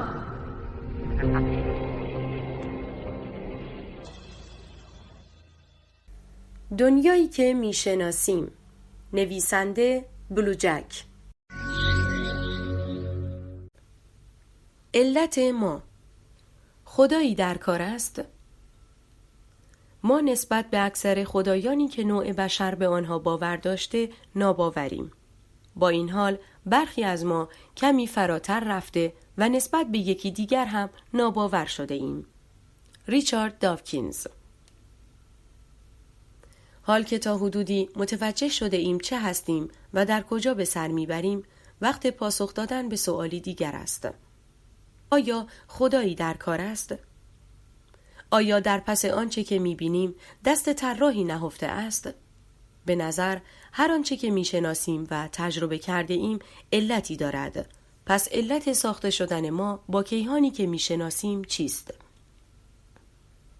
سوالاتی از این دست که مفهوم همه آنها به یک چیز اشاره دارد، کم و زیاد قدمتی به اندازه تاریخ فهم ما دارد. تقریباً ما از همان زمانی که فهمیدیم وجود داریم و از لحاظ شناخت خود و محیط پیرامون پا در مسیری متفاوت از اجداد کم خردتر خود گذاشتیم، به تدریج به دنبال پاسخی برای چنین سوالاتی نیز بوده ایم. به احتمال بسیار زیاد، مسیح در زمان جان دادنش بر روی صلیب، حسین در حال بریده شدن سرش در کربلا یا آن 11 میلیون نفری که طی تنها حدود 1 سال بر اثر قحطی کالیسا در هند در حال مردن بودند و احتمالاً در لحظات پایانی عمرشان در ناامیدی مطلق به سر می برده‌اند، از خودشان پرسیدند: پس خدا کجاست؟ این خدایی که تمام عمر آن را صدا زده ام کجاست؟ من که همواره از دستوراتش پیروی کرده ام پس کجاست؟ چرا به فریادم نمی رسد؟ سوالی که هنوز هم پرسش آن در مواقعی مانند قرار گرفتن افراد در شرایط دشوار و در زمان ناامیدی شدید از تغییر وضعیت به ذهن می رسد. چرا این سوال در شرایطی این چنین رخ نشان می دهد؟ یک استاد فیزیک ذرات را در نظر بگیرید که همواره دست خدا را عامل تبادل گل اونها، پایدار ماندن کوارک‌ها و در نتیجه شکلگیری اتم‌ها می‌دانسته است. فردی که در سرتاسر عمرش نه تنها حتی یک بار هم در مورد باورهایش دچار تردید نشده، بلکه همواره بر این باور بوده که کوک عالم بدون خدا ناکوک است. با این حال چرا از همین دیروز که تشخیص داده‌اند دختر 5 ساله اش مدت هاست که به سرطان خون مبتلاست و نهایتاً چند هفته دیگر وقت دارد، راه پله های بیمارستان را بالا و پایین می کند و مدام با خودش کلنجار می رود که خدا کجاست؟ چرا جلوی مرگ دختر بچه ای را نمی گیرد که حتی هنوز معنای زندگی را هم نمی داند؟ چراهای این چنین و هزاران چرای دیگر که اگر فرصت کنیم و بتوانیم از بهت و حیرت ناشی از روبرو شدن با واقعیت رها شویم، در لحظات ناامیدی به سرعت به سراغ هر یک از ما می آیند. چراهایی که بسته به میزان ناامیدی و یأس ما می توانند آنقدر توانمند باشند که ما را مانند قلب سنگی به اعماق اقیانوسی بی انتها از شک فرو برند. به واقع چرا چنین است؟ برای پاسخ به این پرسش باید کمی به سازوکار مغز در زمان دریافت اطلاعات نگاهی بیاندازیم تا ببینیم چرا اصلاً ما اینقدر دیر به باورهای محکم خودمان شک می کنیم. اصلاً چرا داده ای پس از ورود به مغز می تواند به چیزی تبدیل شود که نادرست خواندنش عملاً غیر ممکن شود، به طوری که حتی ممکن است در راه تأییدش بمیریم اما همچنان دست از آن نکشیم. یکی از نظریات موجود در زمینه علوم اعصاب و علوم شناختی در مورد مغز این است که مغز داده‌های ورودی را مطابق انتظارات و تجربیات گذشته‌اش اصطلاحاً فیلتر می‌کند. به زبان دیگر، تجربیات ما بر روی آن اطلاعاتی که از محیط پیرامون دریافت می‌کنیم اثر گذاشته و آن اطلاعات را با خود تنظیم می‌کند. این یعنی مغز بر شدت و اثر آن داده‌هایی که با انتظاراتش همسوتر هستند افزوده و از شدت و اثر آن داده‌هایی که اصطلاحاً ساز ناکوکی محسوب می‌شوند می‌کاهد. موضوعی که مخصوصاً سبب می‌شود آموزش در دوران کودکی اهمیت بیمانندی داشته باشد، چرا که مبنای فکر و نوع نگاه کودک به محیط پیرامون به تدریج در همان دوران شروع به شکل گیری می کند. تصور کنید که کودکی از بدو تولد در گوشش اذان خوانده شده باشد، بعد از مدتی ختنه‌اش کرده باشند و در سالهای بعدی زندگی نیز همواره در معرض صدای قرآن، دعا و گریه کردنهای اطرافیانش در رسای مردگانی در آن سوی تاریخ باشد. در خانه و مدرسه دائم برای او در مورد چیزی به نام خدا و عذاب و پاداش الهی صحبت شده باشد. نتیجه چه می شود؟ بزرگسالانی که حتی نمی‌دانند افکاری که به آنها باور دارند و عمری با آنها زندگی کردن را از کی پذیرفته‌اند، اما در موارد افراطی حاضرند حتی جان خودشان و دیگران را بگیرند تا کوچکترین خدشه‌ای به این باورها وارد نشود. چرا مغز چنین عملکردی دارد و داده‌ها را اینگونه فیلتر کرده و آنها را مطابق انتظارش ارزیابی می‌کند؟ در واقع اگرچه مغز عضوی بی‌نظیر در طبیعت است، اما مشکلات خاص خودش را دارد. مشکلاتی که در ادامه حداقل به 2 مورد آن که در این قضیه نقش دارند اشاره می شود. مشکل اول این است که داده‌های ورودی باید از مسیر پیچیده‌ای عبور کنند تا به مغز برسند، که این خود می تواند با مشکلاتی مثل نشت داده و یا وارد شدن اختلال و نوفه به جریان داده‌های واقعی همراه شود. علاوه بر این، حتی اگر تصور کنیم تمام داده‌های ورودی عیناً و بدون هیچ کم و کاستی به مغز می رسند، ما باز هم با مشکلی مانند تفسیر داده‌ها روبرو هستیم. در واقع آنچه ما از محیط پیرامون درک می کنیم سایه‌ای از واقعیتی است که در آن بیرون جریان دارد. برای درک بهتر این موضوع می توان به عنوان مثال به فرایند دیدن توجه کرد. وقتی نور بازتاب شده از یک سیب وارد چشمان شما می شود، ساختار سیب عیناً به چشمانتان منتقل نمی شود، بلکه طرحی اصطلاحاً 2 بعدی از نور منتشر شده از آن بر روی سطح شبکیه نقش می بندد و پیام حاصل که معادل تصویری بدون عمق و 2 بعدی است به مغز ارسال می شود. پس از رسیدن پیام حاصل از 2 چشم به مغز، این مغز است که باید این داده ها را اصطلاحاً سرهم کند و به تصویری 3 بعدی برسد. مشکل اما همینجاست که ساختن تصویر 3 بعدی از یک تصویر 2 بعدی مسئله‌ای عملاً غیر قابل حل است. به این معنی که اگرچه به نظر می رسد مغز ما این مسئله غیر قابل حل را به خوبی حل کرده، اما مسئله تبدیل یک سایه 2 بعدی به یک تصویر 3 بعدی می تواند پاسخهای بیشماری داشته باشد. به زبان ساده تر، آنچه می بینیم عملاً یکی از حالتهای ممکن از واقعیت خارجی است. سوال اما اینجاست که مغز چطور می تواند چیزهایی که تصویر مشابهی بر روی شبکیه ایجاد می کنند را از هم تمیز دهد؟ مغز چطور به خوبی اطلاعات بینایی را تفسیر می کند و تقریباً به صورت معمول مشکلی با درک محیط پیرامون ندارد؟ مشکل دوم که در فرایند ادراک و در واقع در مغز ما دیده می شود، مسئله سرعت است. اگرچه سیستم نقل و انتقال موجود در بدن ما به صورتی فرگشت یافته که اطلاعات را به سریع‌ترین شکل ممکن به مغز برساند و سپس مغز نیز فرمان لازم برای عکس‌العمل مناسب را صادر کند، اما چنین راهکاری باز هم کافی نبوده است.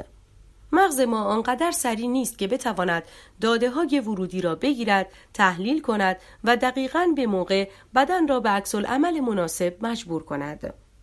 پس چرا ما در زمان خوردن چای شاهد ریخته شدن بر روی پیراهن ما نیستیم؟ مغز چطور این مشکل را حل می کند و ما تقریباً به صورت معمول مشکلی در زمینه انجام عکس‌العمل مناسب در فعالیت‌های روزانه نداریم؟ راهکار ارائه شده توسط مغز برای دور زدن 2 مشکل اشاره شده همان است که در ابتدای این بحث به آن اشاره شد. مغز با پیشبینی واقعیت اصطلاحاً خود را در مسیر دریافت اطلاعات چند قدم جلو می اندازد. مغز این کار را بر اساس داده‌های موجود که ناشی از تجربیات قبلی است انجام می دهد. در نتیجه مغز به این صورت هم مشکل ابهام در ادراک و هم مشکل سرعت در تفسیر و پاسخگویی را حل می کند. این موضوع که مغز انتظار دارد واقعیت همانطور باشد که از قبل تجربه کرده، یکی از دلایلی است که سبب می شود ما تا زمانی که در شرایطی زندگی کنیم که روال معمول زندگی طی می شود، عملاً به باورهای خودمان شک زیادی نداشته باشیم. با این حال اگر نگوییم مهمترین، یکی از مهمترین اهرم‌هایی که میتواند ما را نسبت به پایبندی‌های بدون علتمان به برخی از باورهای محکم دچار تردید نماید، ناامیدی است. یأس از واقعیت و آنچه در جریان است ما را به این فکر وامی دارد که شاید واقعیت آنطور که همواره فکر می‌کرده ایم نباشد. یکی از نمونه‌های تاریخی و در مقیاس بزرگ از چنین یأسی که در ادامه منجر به چرخش فکری عظیمی در انسان‌ها شد، زلزله معروف سال 1755 لیسبون پرتغال است. یکی از مهیب‌ترین زلزله‌های تاریخ با شدت 8.5 ریشتر که همراه خود سونامی و آتش سوزی را هم به ارمغان آورد و در نتیجه آن مساحتی به وسعت 800,000 کیلومتر مربع تحت تاثیر قرار گرفت. در اثر این حادثه شهر لیسبون به عنوان یکی از شهرهای بسیار مهم اروپا در آن دوران تقریباً با خاک یکسان شد و میزان کشته‌ها تا 100,000 نفر تخمین زده می‌شوند. زلزله ای که دقیقاً در روزی محترم برای عامه مردم به نام عید مقدسان اتفاق افتاد و تقریباً تمامی کلیساهای شهر را از بین برد. بسیاری از افراد که برای برگزاری این جشن مذهبی به خیابانها آمده بودند، در زیر آواره همان کلیساهایی جان دادند که در کنارشان مشغول شکرگزاری و دعا بودند. هزاران نفری هم که توانسته بودند از آوار کلیساها بگریزند، خود را به سرعت به بندر رساندند تا در آنجا به لطف میادین بزرگ کاخ سلطنتی پناه بگیرند. متاسفانه آنها هم سرنوشت خوبی نداشتند و با یک سونامی عجیب 12 متری روبرو شدند که بندر و افرادی که در آن مشغول پناه گرفتن بودند را با خود شست و برد.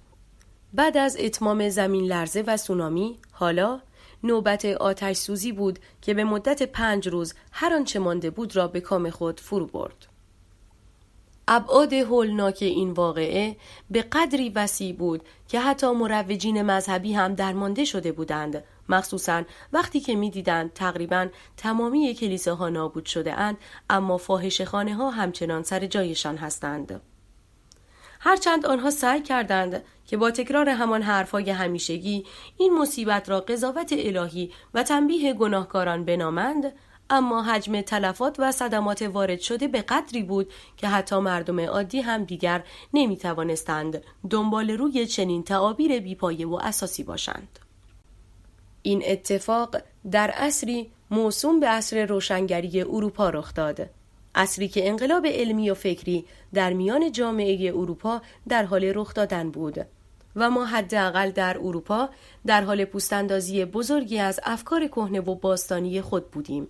در چنین عصری وقوع حادثه این چنین سبب شد که حمله روشنفکران بزرگ و مطرح اروپا به مفهوم خدا شدت بگیرد و موج شک به عقاید مذهبی جامعه سنتی اروپایی را در نوردد. در یک نمونه ولتر بعد از این واقعه به استدلال معروف لایبنیتس با عنوان بهترین جهان ممکن تاخت و گفت خدایی که در سایه نظارت او چنین کشتاری رخ می‌دهد چطور می‌تواند سازنده بهترین جهان ممکن باشد؟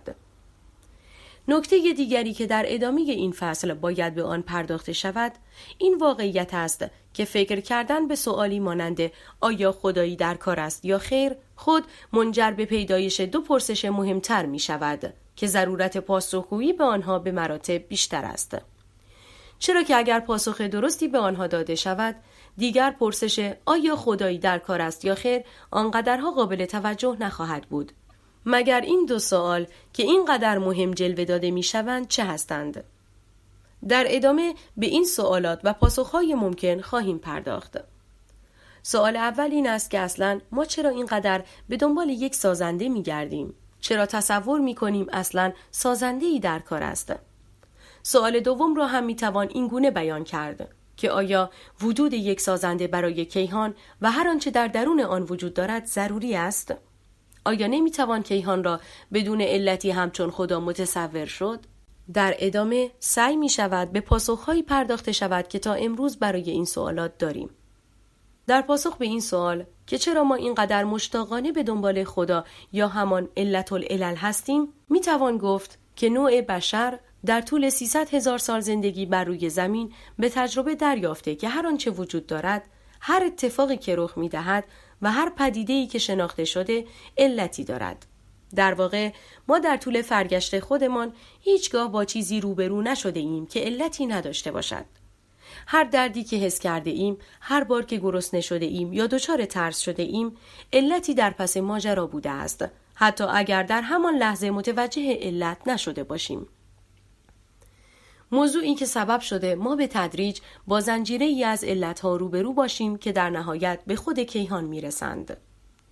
ما برای اینکه این زنجیره علتها را بشکنیم، پاسخ خدا را به عنوان علت ساخته شدن کیهان و در نتیجه حلقه پایانی این زنجیره ارائه کرده ایم. برای نمونه میتوان به ذکر یک مثال در همین زمینه پرداخت. هوا گرم است چون فوتون‌های نور خورشید موجب گرمی آن میشوند. فوتون‌های نور خورشید وجود دارند چون خورشید وجود دارد. خورشید وجود دارد چون مجموعه ای از اتم‌های هیدروژن در کنار یکدیگر قرار گرفتند و بر اثر همجوشی آنها و تولید هلیوم فوتون‌های نور تولید می‌شود. اتم‌های هیدروژن در کنار هم تشکیل یک ستاره را دادند، به این خاطر که نیروی جاذبه آنها را به سمت یکدیگر کشیده است. نیروی جاذبه میان اتم‌های هیدروژن وجود دارد، چرا که این اتم‌ها دارای جرم هستند. جرم اتم‌ها ناشی از اجزای سازنده آنهاست و این اجزای سازنده و بنیادین نیز به این خاطر جرم دارند که با یک میدان انرژی موسوم به میدان هیگز برهمکنش دارند. علت وجود چنین میدانی ساختار کیهان و بافت فضا زمان است. در نهایت نیز میرسیم به خود کیهان و اینکه علت تشکیل کیهان چیست؟ سوالی که میلیاردها نفر از خدا به عنوان پاسخ نهایی یاد می‌کنند. در بررسی زنجیره علتها در راه رسیدن به مفهومی مانند خدا، یک میانبر مثلا زیرکانه به کار رفته است. میانبری که معمولاً توسط عامه مردم به آن توجهی نمی شود. بیایید یک بار دیگر استدلالمان در مورد علیت را مرور کنیم تا ببینیم کجای استدلال وجود خدا بر مبنای علیت لنگ میزند.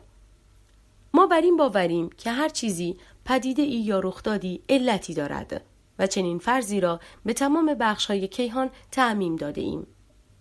چنین تعریفی خود دو محدودیت ذاتی را به همراه دارد. اول اینکه استفاده از واژه هر در ابتدای استدلال به این معناست که این زنجیره علی تا ابد ادامه دارد و نمیتوان هیچ پایانی برای آن در نظر گرفت. دوم اینکه چیز، پدیده یا رخداد همگی به ماهیتی مادی اشاره دارند و در نتیجه این استدلال هر معلولی علتی از جنس ماده دارد. این دو محدودیت به ما نشان می‌دهد که قیچی کردن زنجیره علی دقیقاً از یک جای مشخص و چسباندن یک علت غیر مادی به معنای حل مشکل نیست. در واقع چنین کاری نشان دهنده درماندگی ما در پیدا کردن پاسخ یا به زبان دقیق‌تر اعتراف محدود بودن روش استدلالمان است. این که ما نمیدانیم علت شکلگیری کیهان دقیقاً چه بوده است، نباید ما را بران دارد که پاسخی بسازیم و بر نادانی خود سرپوش بگذاریم. البته ما انسان‌ها غالباً حاضریم در رویایی شیرین بمیریم تا با واقعیتی تلخ زندگی کنیم. در نتیجه از این لحاظ نمیتوان خیلی خورده گرفت که چرا چنین پاسخی را برای خود ساخته ایم. اگر خواسته باشیم شکل صحیحی را برای آنچه که قانون علیت می‌خوانیم بیان کنیم، به این صورت خواهد بود: بر اساس هر آنچه که ما تا امروز تجربه کرده ایم، به نظر می آید که هر چیزی در کیهان علتی مادی دارد، علتی که خود بخشی از کیهان است. چنین استدلالی منطبق بر آن چیزی است که تجربه کرده و می دانیم، نه آنچه که دوست داریم وجود داشته باشد. با این استدلال ما می توانیم با فرضی خوب و قابل قبول برای هر آنچه در کیهان وجود دارد، علتی از درون خود کیهان متصور شد. با این حال ما هرگز نمی توانیم با کمک این استدلال برای خود کیهان به عنوان یک کل علتی خارجی متصور شویم. زیرا علیت تا آنجا که تا امروز از آن مطمئنیم موضوعی محدود به داخل کیهان و از جنس ماده است و نمیتوان آن را به بیرون از کیهان تعمیم داد. حتی اگر واقعاً جایی به اسم بیرون کیهان وجود داشته یا اصلاً وجودش معنی بدهد. اگرچه یافتن عاملی خارجی به عنوان علت ایجاد کیهان، آن هم بر اساس قانون علیتی که میشناسیم، مسیری بنبست به نظر میرسد، اما اگر خواسته باشیم به دنبال عاملی داخلی یا به عبارتی از جنس خود کیهان باشیم، آنگاه داستان میتواند به گونه‌ای دیگر دنبال شود.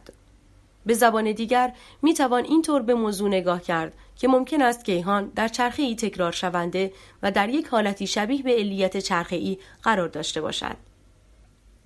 یک چرخه کیهانی ابدی که همواره هر اتفاقی که در آن رخ می‌دهد خود به خاطر وقوع اتفاق قبلی باشد و این زنجیره علی بدون شروع و پایان نیاز به علت العلل ندارد. در چنین تعریفی کیهان علت العلل خودش و هر چیزی که در درون آن است خواهد بود و شروع و پایان کیهان بستگی به این دارد که شما کجا را شروع یا پایان در نظر بگیرید. مانند ساعتی که همواره در یک چرخه مشخص در حال گردش است و نقطه شروع و پایان مطلقی ندارد. مجدداً در بحث مربوط به آغاز کیهان به این موضوع باز خواهیم گشت. سوال دومی که می‌خواهیم به آن پاسخ بدهیم این سوال است که اصلاً کیهان چطور به وجود آمده است؟ آیا واقعاً کیهان نیازمند به خدا یا عاملی خارجی بوده است؟ در واقع اگر کیهان و محتوای آن بتوانند بدون سازنده به این مرحله از پیدایش خود رسیده باشند، جستجوی چیزی به اسم خدا به عنوان عامل سازنده عملاً مطابق تیغ اوکام موضوعی اضافی و فاقد ضرورت است. همانطور که در فصل قبل به آن اشاره شد، در میان نظریات و مدل‌های موجود در مورد کیهان و منشأ آن، دو مورد از بهترین مدل‌های فعلی مبتنی بر نظریه‌های مهبانگ و تورم کیهانی هستند. نظریاتی که تلاش خوبی برای توصیف نحوه شکلگیری و توسعه کیهان از خود بروز داده‌اند و شواهد تجربی هم از آنها حمایت می‌کنند. با این حال، نظریات علمی هر دوره زمانی حداکثر تقلای ما برای توصیف پدیده‌های طبیعی به حساب می‌آیند. تقلایی که کامل نبوده و ممکن است بر اثر گذر زمان و با آمدن نظریات جدیدتر بر کیفیت و جزئیات آن افزوده شود. به عنوان یک مثال، با مطرح شدن نظریه نسبیت عام انیشتین، برخی از نظریه‌های علمی معتبر پیشین مانند اینرسی، جاذبه و الکترومغناطیس اگرچه رد نشدند اما عملاً اصلاح شدند. نیوتن به صورت تقریباً خوبی از پس توصیف این وقایع برآمد که چرا ماه به دور زمین میچرخد یا اینکه چرا یک فیل و یک خرگوش پس از سقوط آزاد از ارتفاع یکسان تقریباً همزمان به زمین میرسند. اما او واقعاً نمیدانست که جاذبه چیست. او تقریباً میتوانست نتیجه نیروی جاذبه را پیش بینی کند، اما نمیدانست که جاذبه چطور کار میکند. این چیزی بود که ما باید برای فهمیدنش حدود 200 سال دیگر صبر می‌کردیم تا سر و کله انیشتین و نظریات ویران کننده‌اش پیدا شود.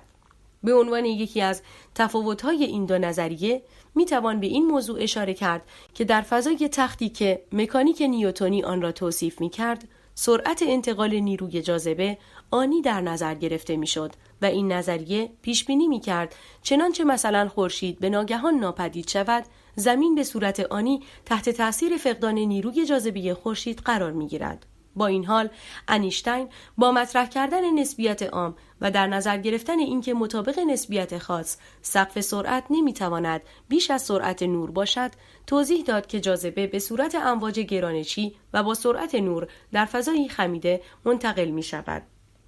با این حساب در صورتی که مثلا خورشید را حذف کنیم، حدود 8 دقیقه طول می‌کشد تا این فقدان نیروی جاذبه توسط زمین احساس شود. در مورد نظریاتی مانند مهبانگ و تورم کیهانی نیز با شرایط تقریباً مشابهی روبرو هستیم که در سایر نظریات علمی دیده می‌شود. نظریه تورم کیهانی برای رفع محدودیت‌های موجود در نظریه مهبانگ ارائه شد. با این حال بخش‌هایی وجود دارند که ما هنوز برای آنها پاسخی مبتنی بر یافته‌های تجربی نداریم.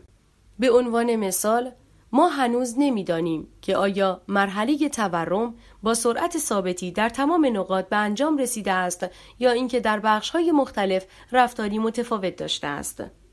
سوال دیگری که نمی‌دانیم این است که میزان ثبات آن در طول زمان به چه نحو بوده است. ما همچنین نمی‌دانیم که تا چه زمانی پیش از مهبانگ می‌توان تورم کیهانی را مشاهده کرد. آیا این تورم را می‌توان تا ابد به سمت گذشته دنبال کرد یا اینکه خود شروعی داشته است؟ و سوالاتی از این دست که می‌توانند در مورد منشأ کیهانی که قرار است بر اساس تورم کیهانی توصیف شود پرسیده شوند. آنچه که تاکنون می‌توانیم بر اساس دانشمان بگوییم این است که برای نحوه شکلگیری کیهان می‌توان به صورت کلی حداقل 3 حالت را در نظر گرفت. حالت اول مبتنی بر انبساط همیشگی کیهان از زمانی نامحدود در گذشته تا زمانی نامحدود در آینده است. در این حالت نمیتوان نقطه آغاز یا پایانی را برای کیهان متصور شد. به عبارتی دیگر، کیهان همواره در حال انبساط بوده و این انبساط همواره ادامه خواهد داشت. حالت دوم بیانگر وجود شروعی مشخص در گذشته است. شروعی که مطابق آن تمامی فضا زمان دقیقاً از آن لحظه پا به عرصه وجود گذاشته است. در نهایت، سومین حالت موردی است که طی آن کیهان در یک چرخه به سر میبرد که آغاز و پایان مشخص ندارد. برخلاف مورد اول، در این حالت کیهان در حال تکرار خود است. برای پرداختن به بحث شروع کیهان، اگر تکینگی را به عنوان نقطه شروع کیهان به کنار بگذاریم و روی تورم کیهانی متمرکز شویم، باید گفت که ما هنوز به صورت قطع و بر مبنای مشاهدات تجربی نمی‌دانیم که تورم کیهانی محدود بوده و نقطه شروعی داشته یا اینکه به صورت نامحدودی تا بی‌نهایت در گذشته ادامه پیدا می‌کند. با این حال از لحاظ نظری این پتانسیل وجود دارد که تورم کیهانی تا ابد در گذشته ادامه داشته باشد و فارغ از اینکه چقدر به عقب برویم هیچگاه مقدارش به 0 نرسد.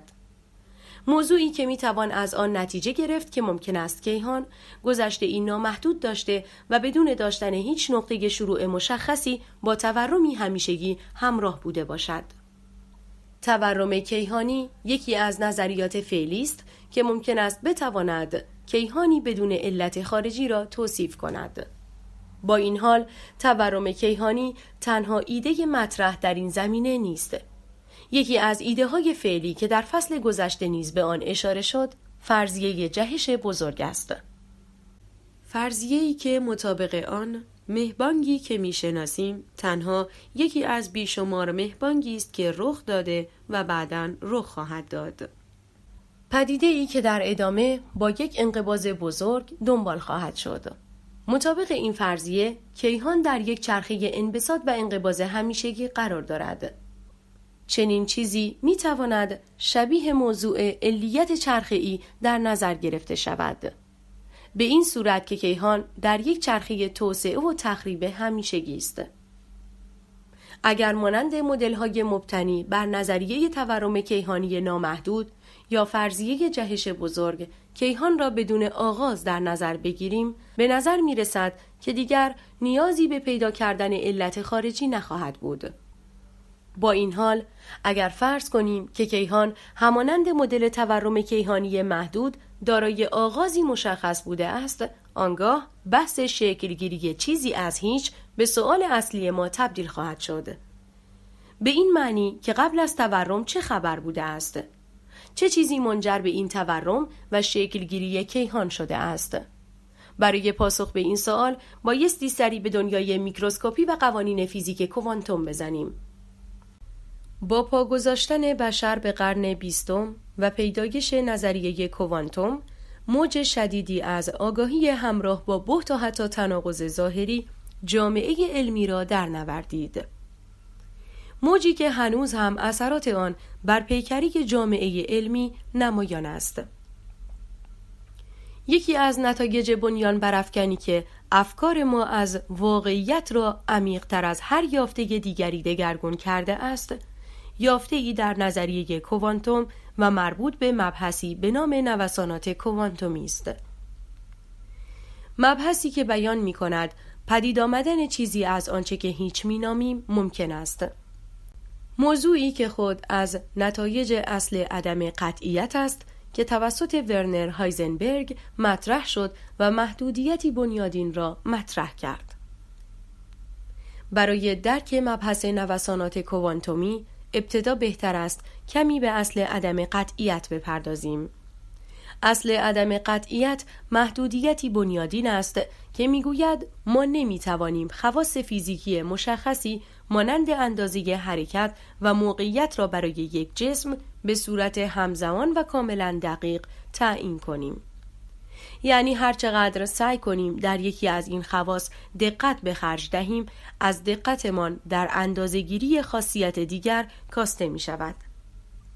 البته این محدودیت به اندازه جسم مورد نظر وابسته است، به طوری که چنین چیزی در ابعاد زندگی روزمره مانند یک توپ تنیس یا درخت به قدری ناچیز است که قابل صرف نظر کردن است. با این حال این محدودیت خود را به خوبی در دنیای میکروسکوپی نشان می‌دهد. برای دیدن تفاوت اصل عدم قطعیت در مقیاس کوچک و بزرگ کافی است به این مثال توجه کنید. تصور کنید یک توپ بولینگ به جرم 6 کیلوگرم و یک الکترون به جرم 9.1 ضرب در 10 به توان منفی 31 کیلوگرم داریم که هر دو با سرعت 10 میلیمتر بر ثانیه در حال حرکت هستند. اگر خواسته باشیم موقعیت دقیق این دو را حساب کنیم، عدم قطعیت برای موقعیت الکترون برابر با 58 سانتی متر و برای توپ بولینگ برابر با 8.8 ضرب در 10 به توان منفی 35 سانتی متر خواهد بود. اعدادی که با توجه به ابعاد دو مورد برای الکترون بسیار بسیار بزرگ و نامطمئن و برای توپ بولینگ بسیار بسیار ناچیز و در نتیجه مطمئن در نظر گرفته می شوند. محدودیت مشابهی برای اندازه‌گیری دو کمیت زمان و انرژی نیز وجود دارد، به طوری که هرچه گستری اندازه‌گیری زمان را محدود و دقت آن را بالا ببرید، انرژی اندازه‌گیری شده با خطای بیشتری همراه خواهد بود و بالعکس. حال بیایید یک فضای کاملا خالی و اصطلاحاً خلأ را در نظر بگیرید. فضایی که هیچ چیزی در آن وجود ندارد و تمام ذرات، مواد و امواج موجود در آن بیرون کشیده شده باشند. انرژی این فضا چقدر است؟ شهود و منطق فرگشتی ما میگوید باید صفر باشد، اما اصل عدم قطعیت به ما نشان میدهد که حتی در این فضا هم ما با چیزی به اسم صفر مطلق روبرو نیستیم و نوسانات انرژی در ابعاد میکروسکوپی وجود دارند، به طوری که در هر لحظه ذراتی موسوم به ذرات مجازی به صورت جفت ذره ضد ذره از آنچه هیچ خوانده می شود ظاهر می شوند و سپس با برخورد به یکدیگر از بین می روند. نوسانات کوانتومی پدیده است که در زمان تورم کیهانی وجود داشته و بر اثر تورم و انبساط کیهان در سرتاسر فضا کشیده شده است. چنین پدیده ای می تواند ممکن بودن پیدایش چیزی از هیچ که لازمی شکلگیری کیهان بوده است را نشان دهد. اگرچه پذیرش این مفهوم که هیچ می تواند منجر به تشکیل چیزی شود به ما نشان نمی دهد که کیهان دقیقاً به چه صورت از هیچ به وجود آمده است، اما خود می تواند گامی اساسی و یک سرنخ بزرگ برای هدایت ما به سمت یافتن پاسخ سوالات مطرح در مورد شکلگیری کیهان باشد. واقعیت این است که قرار نیست ما پاسخ همه سوالاتمان را طی چند سال پیدا کنیم. اگر عمر 300,000 ساله انسان خردمند را معادل یک روز در نظر بگیریم، کمتر از 2 دقیقه است که استفاده از روش علمی رایج شده و هر آنچه به عنوان دستاورد علمی میشناسید از نظریه زمین مرکزی، جاذبه، فرگشت، نسبیت عام و خاص و کوانتوم گرفته تا کشف میکروب، ساخت آنتیبیوتیک، ساختار دی ان ای، اینترنت، سفر به ماه و حتی خلق حیات مصنوعی در آزمایشگاه همگی در همین 2 دقیقه به وقوع پیوسته است. در واقع هنوز 30 ثانیه نگذشته که ما متوجه شدیم کیهان فقط کهکشان راه شیری و آنچه توسط چشم غیر مسلح دیده می شود نیست. بیایید به خودمان حداقل 1 روز دیگر فرصت بدهیم. آن وقت ببینید به کجا خواهیم رسید.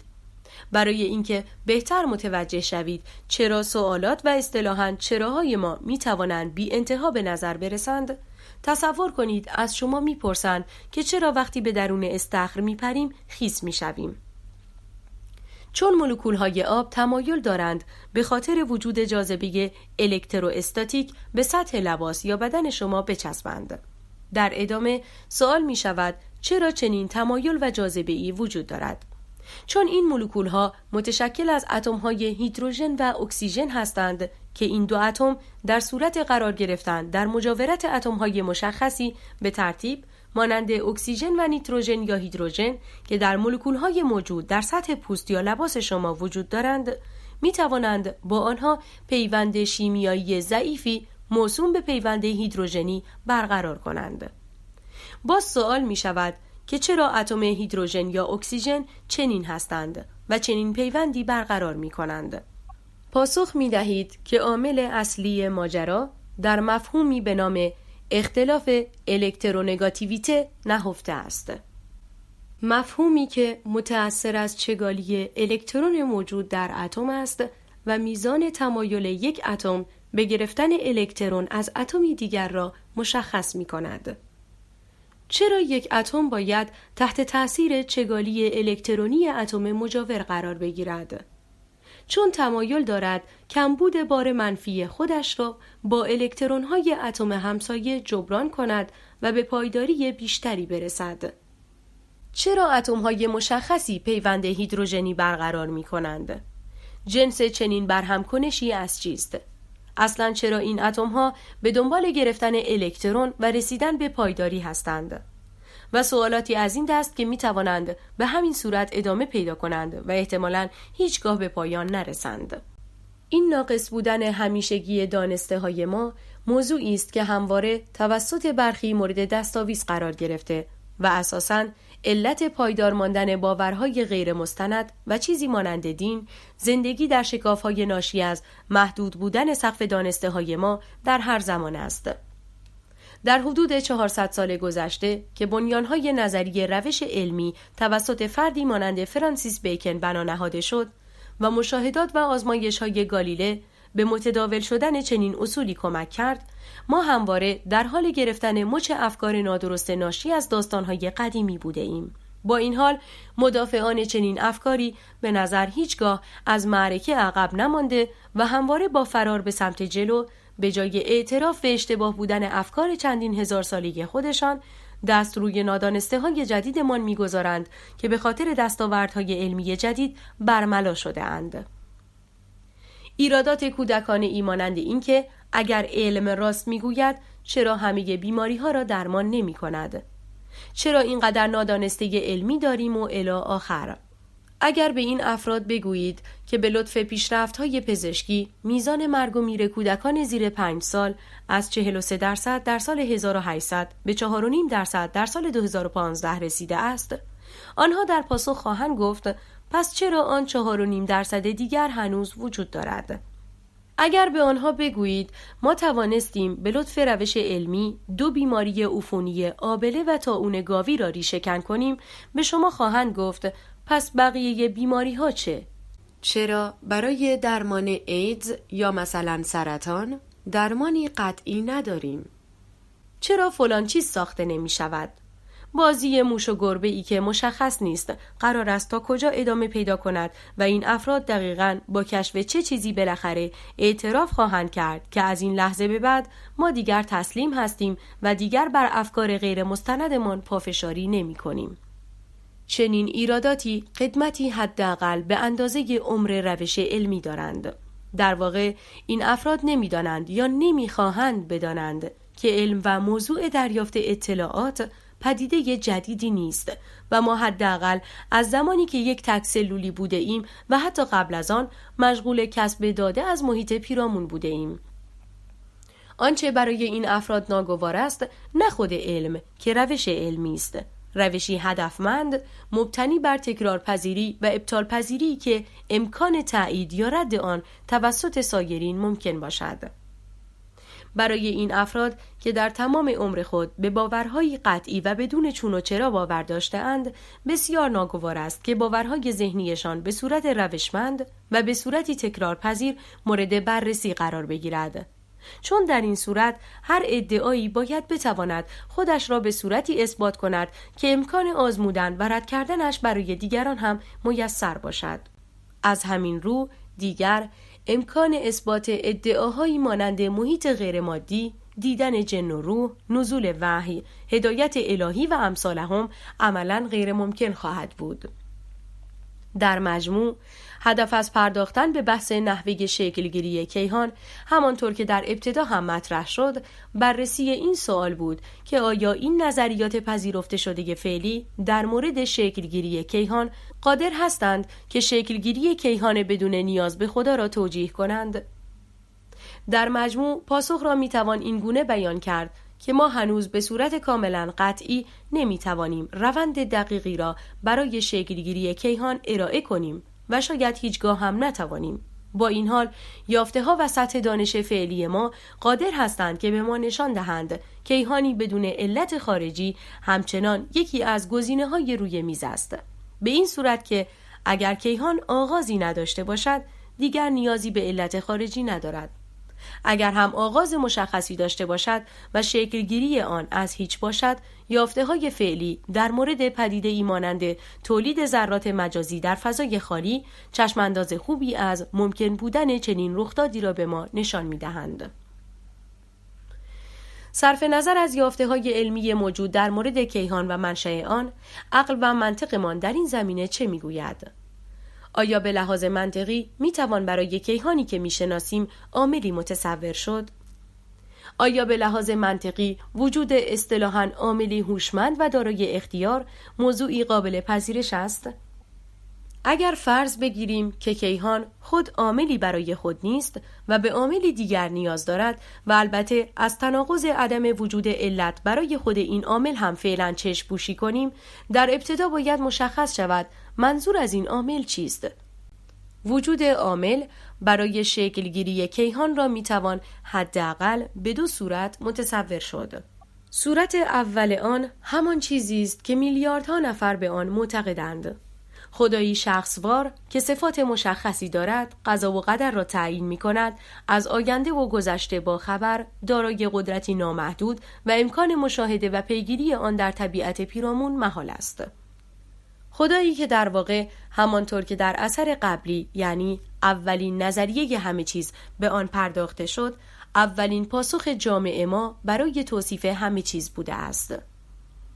پاسخی که به مرور از آرزویی مفلوکانه به زندگی پس از مرگ، به امیدی کمرنگ به آن و سپس به تدریج به باوری قدرتمند در مورد چیزی به نام خدا تبدیل شد.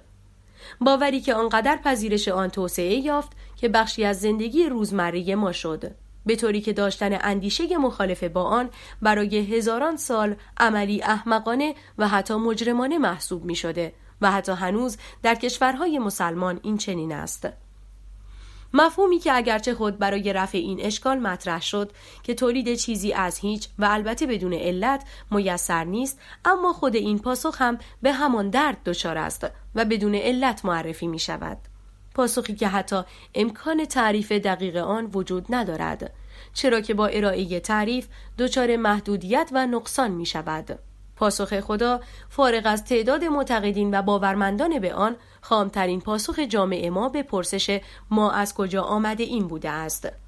اولین نظریه همه چیز ما که سرشار از تناقض و ابهام است و البته امکان اثبات آن هم میسر نبوده و به نظر نیست. با این حال اگر باوری مانند خدا این چنین باوری متناقض و نادرست است، پس چرا تعداد معتقدین به آن اینقدر زیاد است؟ اصلاً چرا امروزه تعداد معتقدین بیشتر از تعداد انسان‌های آزاداندیش است؟ مگر نه این است که آزاداندیشی منطقی تر از وابسته بودن و تقلید بدون اندیشه از باورهای دیگران است؟ پاسخ در واقع کمی پیچیده تر از چیزی است که به نظر می رسد و بایستی آن را در روند فرگشت مغز جستجو کرد. اگرچه به گواه آمار امروزه روز به روز بر جمعیت افراد ناباور به باورهای مذهبی افزوده می شود، با این حال از لحاظ زیستی می توان دلایل متعددی را برای پیروی اکثریت از یک باور جمعی مانند خدا مطرح کرد. دلایلی که دنبال کردن الگوها، استنباط مقصود و نیت و البته تقلید 3 مورد از مهمترین آنها هستند. این 3 مورد یاد شده در واقع تدابیری فرگشتی بودند که آن دسته از اجداد ما که به این تدابیر مجهز شدند توانستند بقای خود را تضمین کنند. برای درک ارتباط این مورد با بقای گونه انسان و اجداد پیش از او در طول فرگشت کافی است به عنوان مثال اینطور به قضیه نگاه کنید که توانایی تشخیص رد پای یک شکارچی که حاکی از خطر کشته و خورده شدن شماست مزیت بسیار قدرتمندی در بقای ما بوده است. در کنار این 2 قابلیت، توانایی تکرار رفتارهای به درد بخور و مناسب در دفع خطر شکارچی که قبلا آموخته ایم، گام دیگر ما برای بقا در مقابله با خطراتی این چنین بوده است. تشخیص الگوها و در نتیجه یافتن سرنخها ما را از سردرگمی و ابهام به دور نگه می داشته است. سردرگمی و ابهام یعنی افزایش میزان انرژی مصرفی توسط مغز که این خود یک پارامتر منفی در طول فرگشت به حساب می آمده است و با توجه به محدود بودن میزان انرژی در دسترس پرهیز از آن ضروری بوده است. موضوعی که خود می تواند در حالت کمی شدیدش منجر به پدیده‌ای مانند آپوینا شود. پدیده‌ای که مغز حتی در آشفتگی و به هم ریختگی هم الگوهایی را پیدا می کند تا بتواند به هر صورتی که شده از ابهام و سردرگمی نجات پیدا کند. موضوعی که اگرچه می تواند منجر به کشف الگوهای بی ربط و دلخواه تقریباً در هر چیزی شود، اما وجود این قابلیت بهتر از نبودش است. اجداد ما اگر به اشتباه جای یک فرو رفتگی در روی زمین را به عنوان رد پای شکارچی در نظر می گرفتند، بسیار بهتر بوده تا اینکه به اشتباه رد پای یک شکارچی را با یک فرو رفتگی ساده اشتباه بگیرند. اولی نهایتاً می توانسته به احتیاط بیش از حد یا خرافاتی دیده شدن آنها منجر شود، اما دومی مستقیما به زنده ماندن و بقای آنها مربوط بوده است. مورد دومی که از آن به عنوان یکی از دلایل اصلی پیروی از باورهای جمعی یاد شد، موردی به نام استنباط نیت و مقصود بود که به معنای درک امیال، اهداف و اثرات رفتار دیگران است. این ویژگی که از آن با عنوان نظریه ذهن نیز یاد می شود، عملاً به ما در برقراری ارتباط در جامعه و فهم دیگران کمک می کند. ما بدون مجهز شدن به این قابلیت قادر نبوده و نخواهیم بود که بتوانیم خودمان را جای دیگری بگذاریم و منظورشان را درک کنیم. قابلیتی که به نظر مختص انسان‌ها نیست و در عموزادگان ما یعنی شامپانزه ها هم در سطوح ضعیفتری دیده می شود. طی یک آزمایش محققین بسته به موقعیت شامپانزه ها مقداری غذا را جوری در محیط قرار دادند که یک دسته آن را به خوبی ببینند و دسته دیگر کاملا از محل آنها ناآگاه باشند. مشاهده شده دسته‌ای که به محل قرارگیری غذاها اشراف داشته‌اند اقدام به برداشتن غذای خیلی بیشتر از حد معمول کردند. موضوعی که نشان می‌دهد آنها از اینکه دسته دیگر از محل غذا ناآگاهند مطلع هستند. برخلاف شامپانزه ها که در سطوح ضعیفی از این قابلیت به سر میبرند، ما انسان‌ها به بالاترین حد این ویژگی مجهزیم. به طوری که آزمایشات نشان داده انسان‌ها بدون هیچ القا یا محرک خارجی جهت‌داری تمایل دارند نه تنها به اجسام و اشیای بیجان که در حال حرکت هستند جان ببخشند، بلکه مایلند برای آنها رفتاری دارای منظور نیز لحاظ کنند. موضوع به همینجا ختم نمی شود و ما در زندگی روزمره به زودی متوجه می شویم که این رفتار انسانها فقط به اجسام محدود نمی شود و دامنه آن به مفاهیم، نمادها و چیزهایی مانند تیم فوتبال، خانواده یا کشور که جسم محسوب نمی شوند هم تعمیم داده می شود. بررسی تصویرسازی fMRI از مغز انسانهای معتقد به باورهایی مانند خدا، ماورا، روح و مانند اینها نشان داده است که وقتی این افراد گفته ای به عنوان مثال در مورد خدا می شنوند، همان بخشی از مغزشان فعال می شود که در راستای نظریه ذهن است. موضوعی که خود از این ایده حمایت می کند که افکار مذهبی و باور به چیزی به مانند خدا در طول فرگشت و به خاطر توسعه توانایی استنباط و درک مقصود در مغز ما تقویت شده است. آخرین مورد اما همان تقلید و پیروی از رفتار دیگران به جای آزمون و خطا و به دست آوردن تجربه شخصی است. موضوعی که سبب می شود بدنه و چارچوب دانش امروز ما از زندگی ناشی از مجموعه ای از آموخته های نسل های گذشته باشد. تقلید از این آموخته ها راحت ترین راه کسب تجربه و امن‌ترین راه دوری از خطرات، آن هم با صرف کمترین میزان انرژی است. از طرف دیگر تحقیقات نشان داده که ما حتی در تقلید هم سعی می کنیم چیزی را از قلم نیندازیم، به طوری که در مقایسه با شامپانزه ها حتی می توانیم بسیار کورکورانه تر عملی را تکرار کنیم. طی یک آزمایش در مقابل تعدادی شامپانزه جوان متولد شده در حیات وحش و همچنین تعدادی کودک 3-4 ساله، مجری راهکاری مبتنی بر استفاده از ابزار را برای باز کردن یک جعبه و پیدا کردن جایزه به هر دو گروه نشان می‌دهد.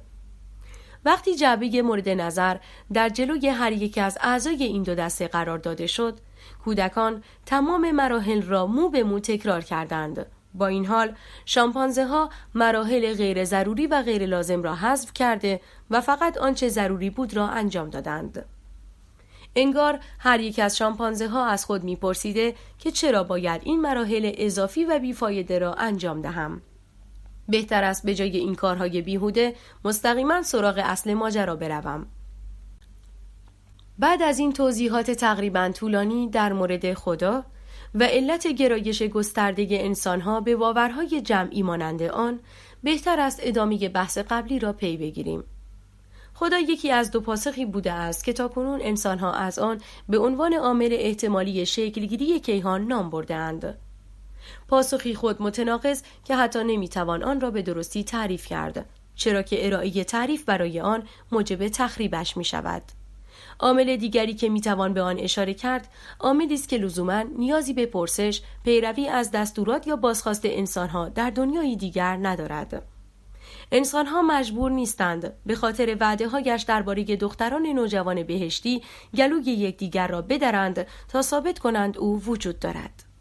عاملی که برخلاف خدای معرفی شده در ادیان رایج، داشتن عقل و شعور و توانایی‌های هوشمندانه و فوق بشری مانند قدرت یا دانش مطلق از جمله خصوصیات ضروری او محسوب نمی‌شوند. این عامل را می‌توان حداقل به دو صورت متصور شد. حالت اول این است که این عامل خود بخشی از ساختار و ماهیت کیهان یا فضایی بنیادی‌تر و حتی بزرگتر از کیهانی باشد که می‌شناسیم. عاملی که نه هوشمند است و نه رفتاری هوشمندانه از خود نشان می‌دهد. یکی از گزینه‌هایی که می‌توان از آن به عنوان نامزد چنین نقشی یاد کرد، انرژی است. نوعی انرژی یا چیزی شبیه آن که می‌توانسته پیش از مهبانگ وجود داشته باشد و موجب ایجاد تورم، مهبانگ و در نهایت شکلگیری کیهان شده باشد. عاملی که می‌توانسته وجودی همیشگی داشته و در نتیجه نیازی به علت نداشته باشد. در صورت وجود داشتن چنین چیزی شاید بتوان با مطالعه آنچه امروز انرژی تاریک می‌خوانیم پی به ماهیت آن ببریم. حالت دیگری که میتوان از آن به عنوان عاملی برای شکلگیری کیهان یاد کرد، عاملی هوشمند یا دارای رفتار هوشمندانه است.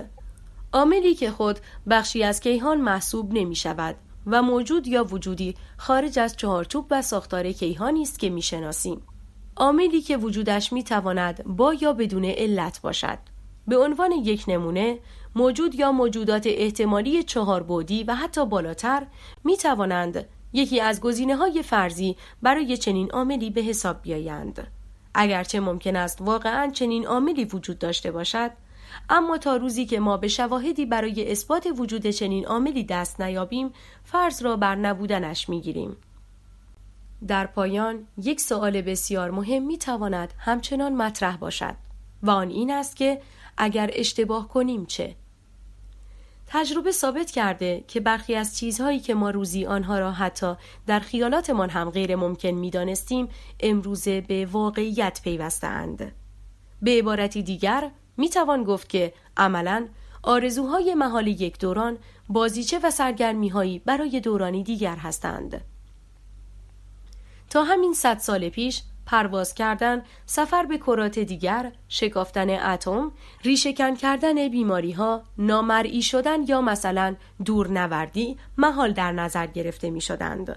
با این حال امروز همه آنها ممکن هستند.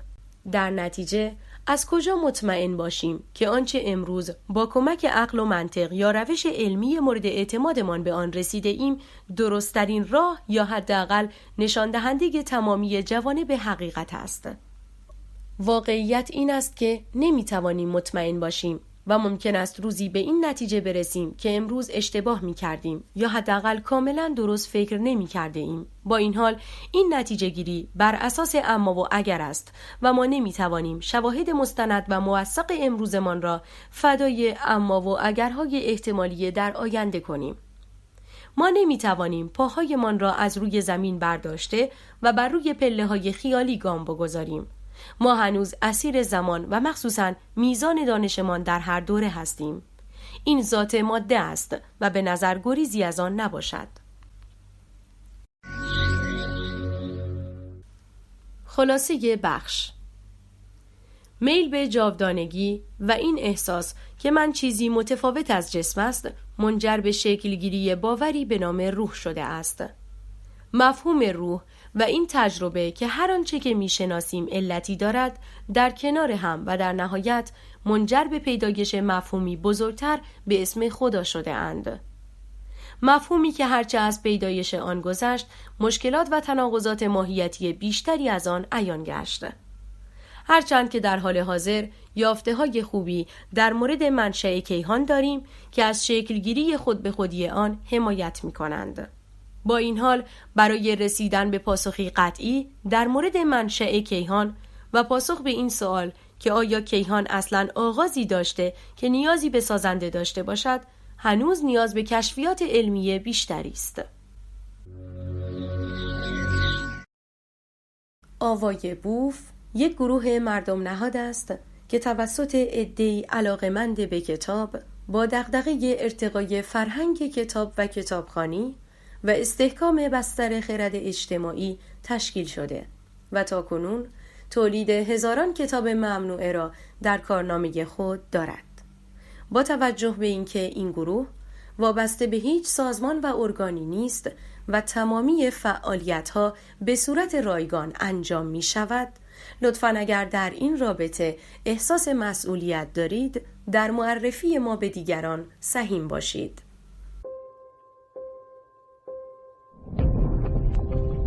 avayabooth.com